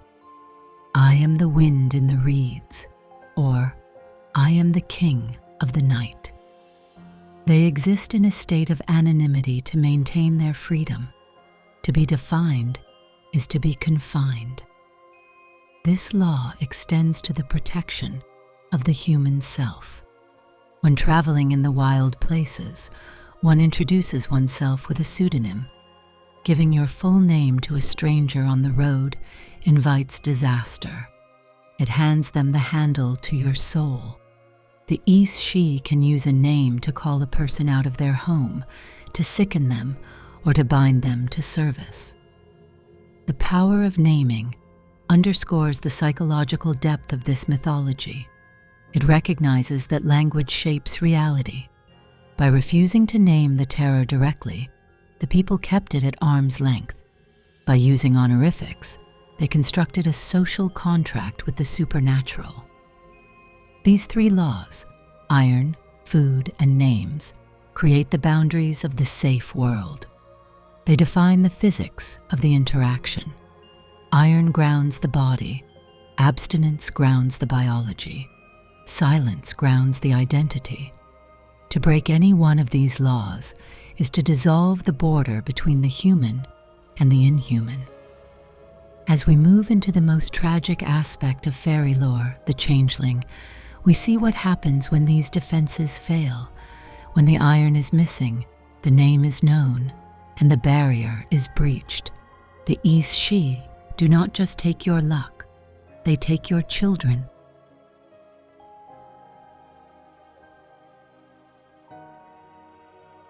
The folklore of the Aos Sí reaches its emotional nadir in the legend of the Changeling. While the abduction of adults serves the economic or romantic needs of the Otherworld, the abduction of children strikes at the evolutionary core of human survival. The Sidhe coveted the vitality of human infants. They sought to infuse their own waning bloodlines with the robust genetic potential of humanity. To accomplish this, they executed a swap. They removed the healthy human child and left behind a substitute. This substitute, known as the Changeling, or Eirlish, took several forms. Sometimes it appeared as a sickly, elderly fairy disguised as an infant, seeking to live out its final days in the comfort of a human home. In other tales, the substitute acted as a stalk, a piece of wood or a sheaf of corn enchanted with the glamour to resemble the stolen baby. This false image would sicken and die shortly after, leaving the grieving parents to bury a log while their true child grew up in the hollow hill. This phenomenon represents the ultimate violation of the domestic sanctuary. The cradle, the supposed safest place in the human world, becomes a hunting ground. The parents face a horror that transcends simple loss, the presence of an imposter. They must nurture a being that looks like their child, but feels profoundly, instinctively wrong. The behavioral descriptions of the Changeling follow a consistent pattern across centuries of folklore. The creature displayed an insatiable appetite, eating the family out of house and home while remaining impossibly thin. It exhibited a cynical, ancient intelligence. Legends speak of babies who would suddenly speak in full sentences, play the pipes with virtuoso skill, or demand whiskey and tobacco when the parents left the room. The presence of the Changeling drained the luck and prosperity of the household. The cows went dry, the crops failed. The creature acted as a parasite, a physical manifestation of misfortune. The parents found themselves trapped in a nightmare of servitude to a monster wearing their child's face. This belief created a desperate need for diagnostic tests, rituals designed to trick the fairy into revealing its true age or nature. One famous method involved brewing tea in eggshells. The mother would place dozens of empty eggshells filled with water over the fire. The Changeling, overcome by curiosity at this absurd sight, would exclaim, "I have seen the acorn before the oak, but I have never seen the like of that." By admitting its age, the creature broke the glamour. It revealed itself as an ancient entity, allowing the parents to take measures to banish it. The banishment rituals carried a brutal logic.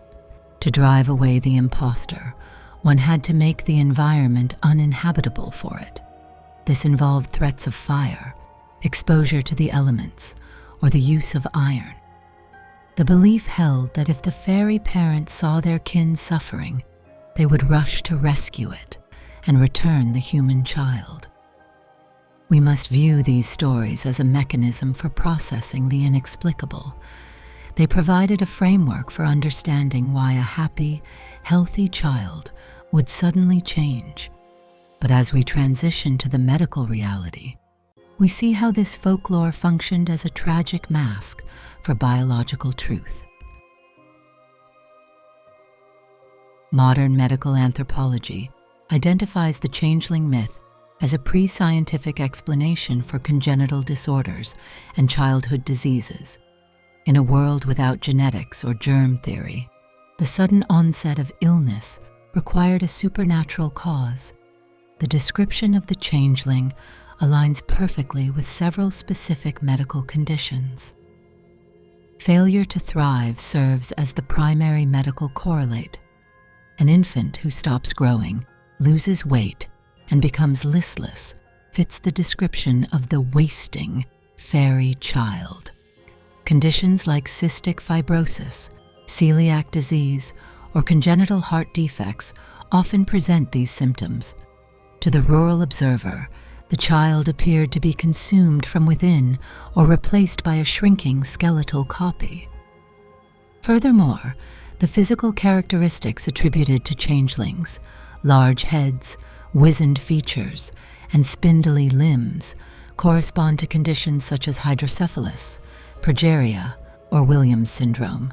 Williams syndrome, in particular, presents with elfin facial features and a high degree of verbal sociability and musical affinity, matching the folklore of the chatty, musical fairy child.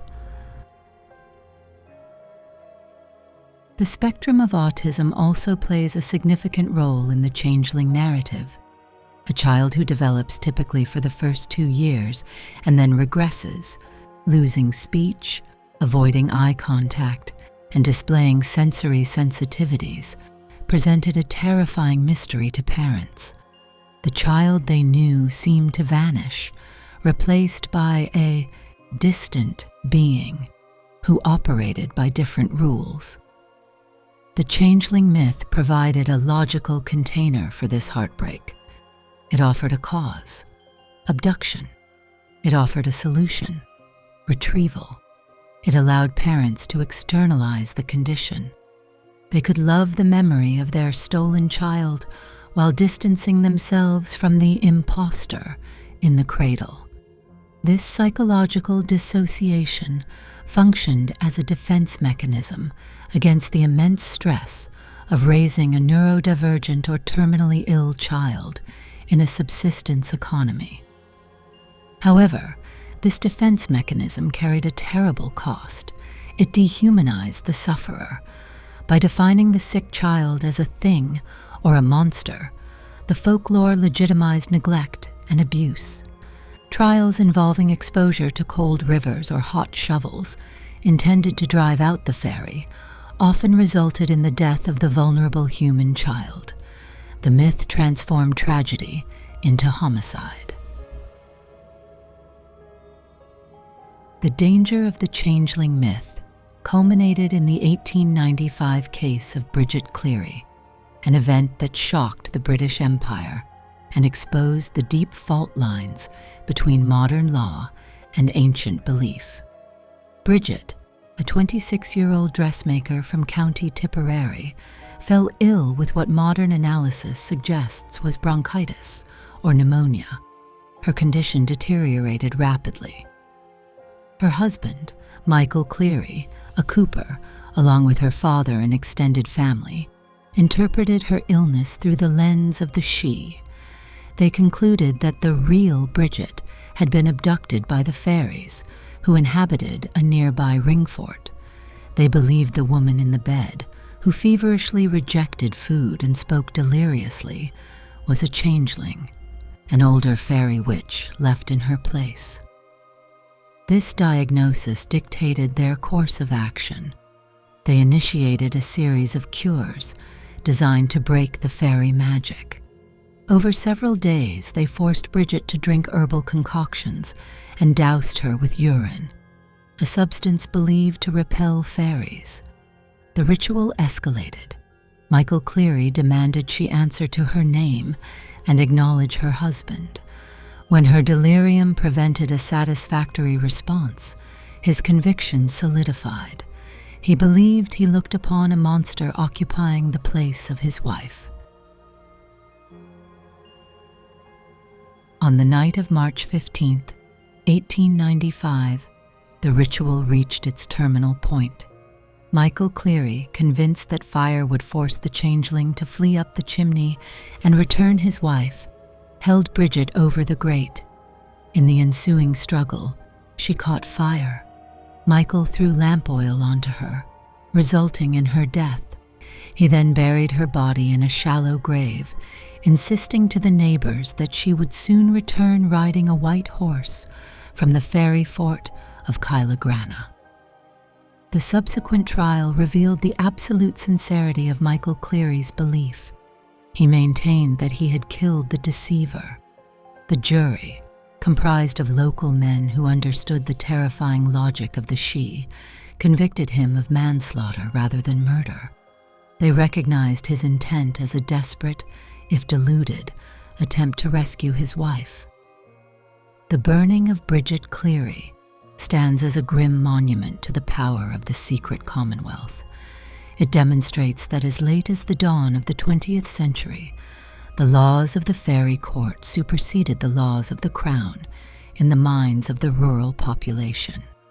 The myth of the Changeling possessed the power to override the bonds of marriage and the evidence of the senses.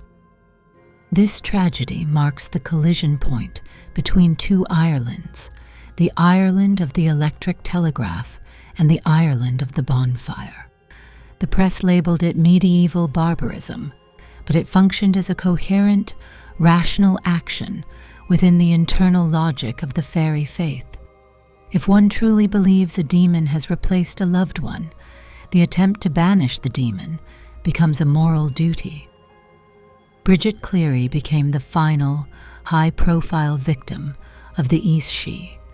Her death forced the folklore into the shadows, shamed by the glare of the courtroom, yet it serves as a permanent warning. The good neighbors are not merely characters in a storybook. They represent a belief system with the power to demand the ultimate price.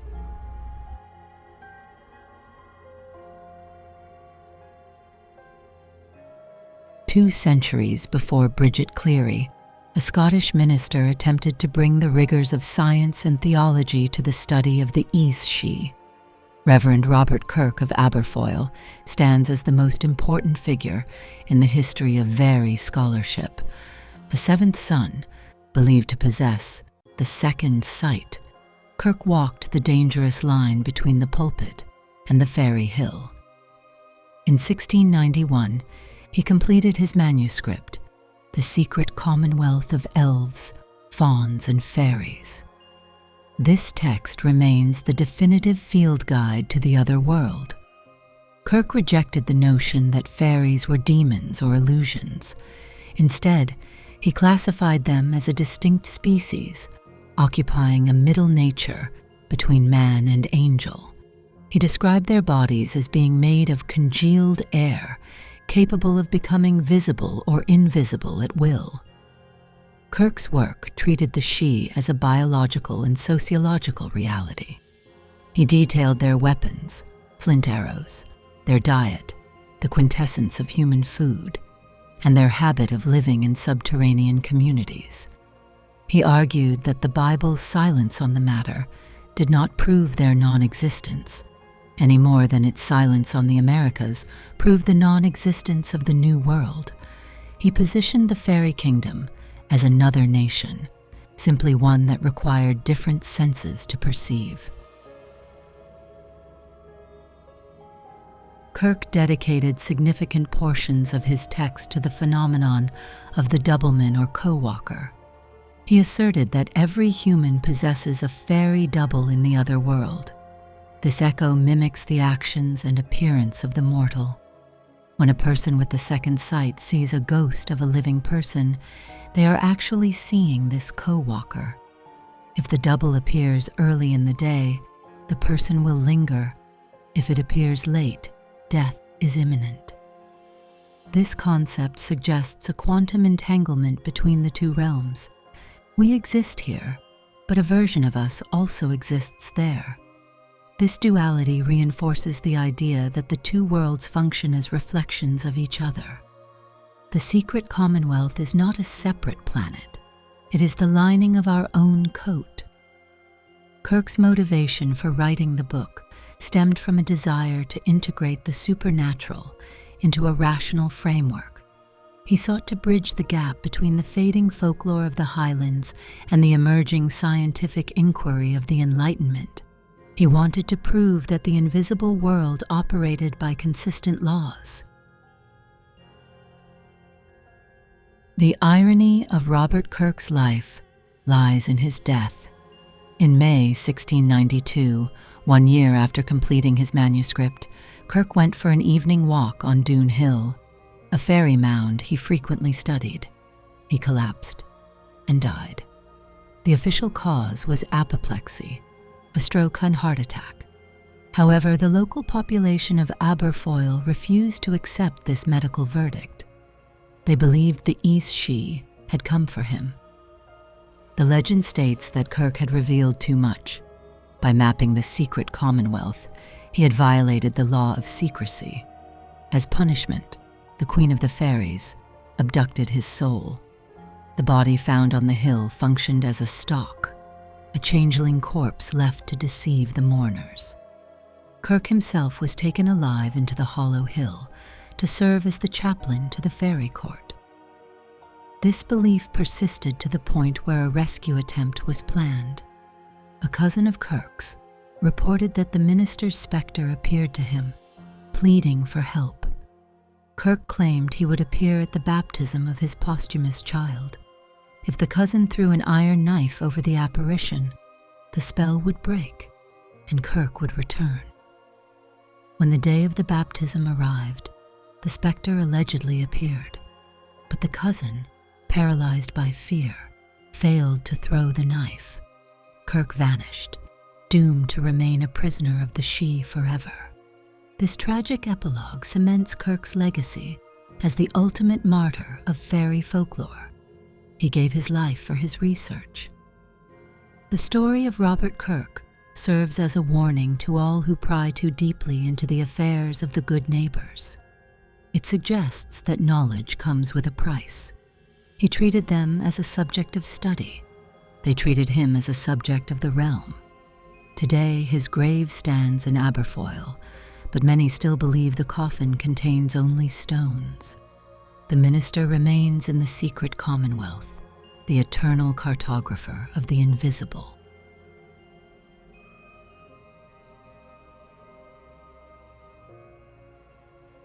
As humanity moved from the agrarian cycles of the Middle Ages into the industrial rigidity of the modern era, the Aos Sí underwent a radical physical transformation in the collective imagination. We call this phenomenon the diminishing. The tall, aristocratic, and dangerous gods of the Tuatha Dé Danann shrank. They lost their stature and their terror, becoming the little people, or the wee folk, of nursery rhymes.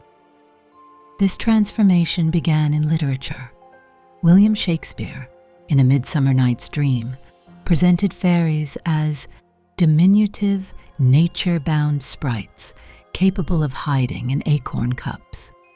This literary invention seized the public consciousness. It replaced the human-sized, terrifyingly powerful entities of Gaelic tradition with the manageable, insect-like creatures of English whimsy. The Victorian era accelerated this process.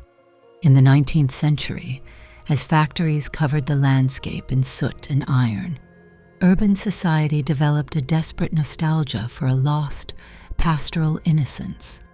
They projected this longing onto the fairy. They stripped the Sidhe of their abduction rituals, their tithes to hell, and their capacity for murder. In their place, they installed the flower fairy, a benign, sexless being that served as a guardian of the garden rather than a warden of the soul.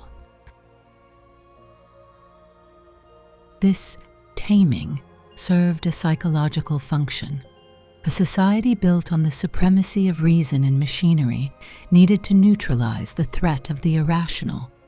By reducing the gods to toys, the Victorians asserted their dominance over the unknown. They confined the otherworld to the nursery, ensuring that rational adults could dismiss it as mere make-believe. However, this cultural sanitization created a disconnect. The rural populations of Ireland and Scotland continued to fear the good neighbors as lethal entities, while the urban elite painted them with dragonfly wings. We see a bifurcation of belief. To the peasant, the fairy remained a monster. To the poet, the fairy became a muse. The introduction of wings serves as the primary marker of this shift. In the ancient texts, the Tuatha Dé flew by magic or upon the wind. They required no biological appendages. The Victorian edition of insect wings, butterfly or dragonfly, reclassified the fairy. It moved them from the category of divine human to the category of animal insect. It dehumanized them in a way that made them safe to observe. J.M. Barrie's creation of Tinkerbell represents the apex of this trend. Tinkerbell exists as a being dependent on human belief to survive. If children cease to clap their hands, she dies. This reverses the ancient power dynamic. In the old lore, the Aos Sí existed independently of us, often indifferent to our existence. Barrie made them fragile. He placed the power of life and death in the hands of the human child. This fragility offered comfort to a generation witnessing the rapid changes of the modern world. If magic depended on us, then we controlled it. We could keep it alive or let it die. It removed the existential threat of an independent, superior intelligence living in the hills. Yet even in this diminished form, the archetype persisted. The tooth fairy remains a sanitized remnant of the old bone-trading rituals. The fairy godmother remains a sanitized version of the capricious Lan Nan Shi. The old gods hid inside the new stories, waiting for the wheel to turn again. We must recognize the diminishing as an act of colonization. Just as the Milesians drove the Tuatha Dé underground, the printing press drove them into the margins of children's literature. We conquered them with ink and paper. We rewrote their history to suit our comfort. But this victory proved superficial. While the urban centers celebrated the cute, winged sprite, the dark fairy waited in the wings. The Great War would soon shatter the Victorian illusion of safety and control. In the trenches of Europe, the need for a deeper, more substantial magic would rise again, setting the stage for one of the most bizarre episodes in the history of folklore. In 1917, amidst the slaughter of the First World War, two young cousins in Cottingley, England, Elsie Wright and Frances Griffiths, produced a series of 5 photographs. These images showed the girls interacting with small winged figures, classic Victorian fairies, dancing upon a bush. Under normal circumstances, adults would have dismissed these images as a childhood prank, but the world of 1917 operated under the shadow of unprecedented death. The photographs found their way to Sir Arthur Conan Doyle, the creator of Sherlock Holmes. Doyle, a staunch spiritualist who had lost his son in the war, seized upon the images as scientific proof of the existence of the spirit world. He published them in the Strand magazine, declaring them genuine. The article ignited a global firestorm. We must understand the Cottingley fairies not as a hoax, but as a cultural phenomenon born of grief. The public hunger for these photos revealed a collective desperation. Humanity needed to believe that a world of beauty and magic survived the industrial meat grinder of the Western Front. The fairies represented the anti-trench. They were light, nature, and innocence, everything the war had destroyed. The irony of the situation is palpable. The man who created the world's greatest rationalist detective became the primary champion of cardboard fairies. Doyle argued that the camera, a mechanical eye, could not lie. He posited that the girls possessed a mediumistic ability to manifest the creatures on film. Critics pointed out the static nature of the figures, their fashionable hairstyles, and the lack of three-dimensional shading. Yet millions accepted the photos. They wanted them to be true. The Cottingley case demonstrates that belief in the otherworld functions as an emotional necessity rather than an intellectual conclusion. When reality becomes unbearable, humanity forces the door to the fairy hill open. The girls maintained the ruse for decades. Only in the early 1980s did they admit to faking the photographs, using cutouts from a children's book and hat pins to secure them to the ground. However, even in their confession, Frances maintained that they had seen real fairies near the beck, and that the photos merely served as an attempt to replicate what they saw. The Cottingley incident marks the final gasp of the literal belief in the Victorian fairy. It exposed the fragility of the Tinkerbell archetype. When subjected to the scrutiny of the 20th century, the paper wings crumbled. It forced the study of folklore to evolve. We moved from hunting for physical specimens to analyzing the psychological and sociological roots of the belief. However, the incident also highlighted the resilience of the girls. Elsie and Frances created a myth that fooled the world's intelligentsia. They acted as tricksters in the classic Gaelic tradition. Like the Aos Sí, they deceived the senses of the observer. They manipulated perception. In a way, they embodied the spirit of the fair folk more effectively than the cardboard figures they crafted. This event closed the chapter on the scientific search for fairies. Science moved on to the atom and the galaxy. The Sidhe retreated once again, not into the hollow hills, but into the realm of fantasy novels, video games, and New Age spirituality. Yet the fundamental question remains: why did two young girls in Yorkshire feel the presence of something in the glen? Why does the feeling of being watched persist in the wild places? The cardboard cutouts were fake, but the inspiration, the sensation of the other, remained real. The Cottingley fairies serve as a bridge. They link the old world of superstition to the modern world of media manipulation. They teach us that we see what we want to see, and what we want to see desperately is that we are not alone in the universe. As we conclude our investigation, we find ourselves back where we started, at the threshold. We have stripped away the Victorian wings, the cardboard cutouts, and the Disney glitter. We are left with the ancient brooding mounds of the Boyne Valley and the terrifying majestic figures of the Tuatha Dé Danann. The Victorian taming failed. The sanitized fairy died in the trenches or faded in the developing tray.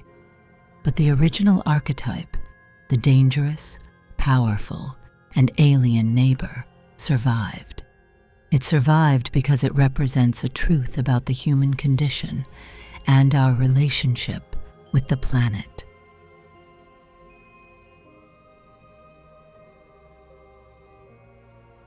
We have journeyed through 5,000 years of history, myth, and psychology. We began with the architects of the Hollow Hills, the Neolithic engineers who built stone machines to capture the sun and house the dead.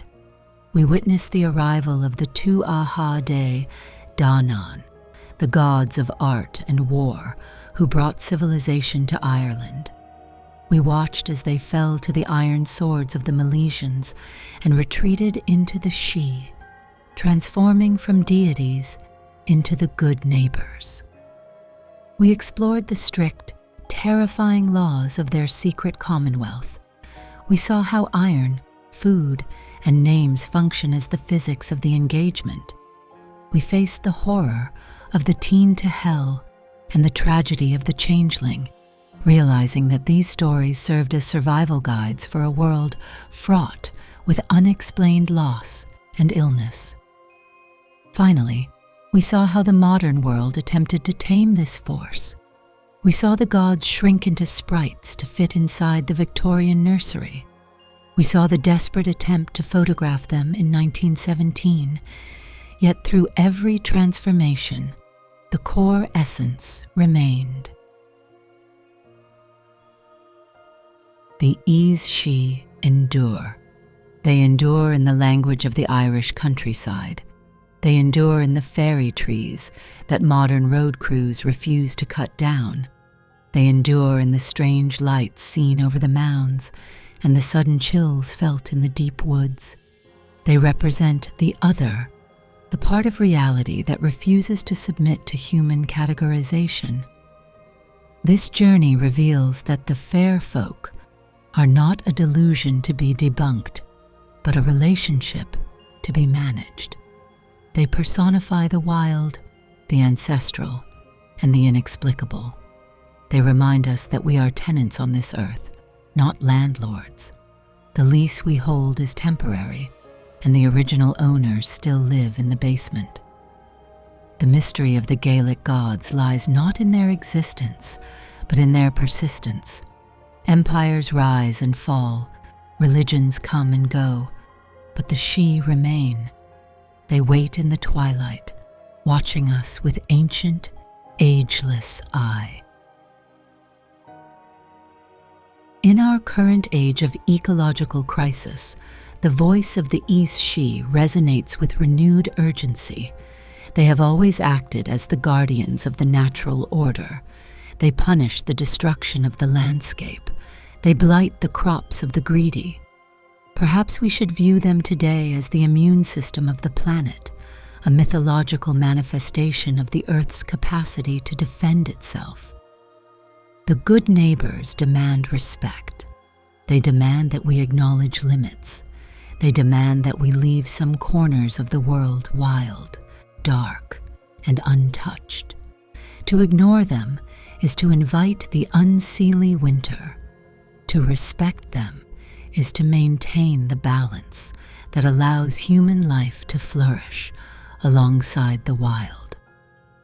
So the next time you find yourself on a lonely road at dusk and the hair on the back of your neck stands up, do not dismiss it. Remember the history. Remember the pact. Bow your head, whisper a polite greeting to the empty air, and keep walking. The Secret Commonwealth is not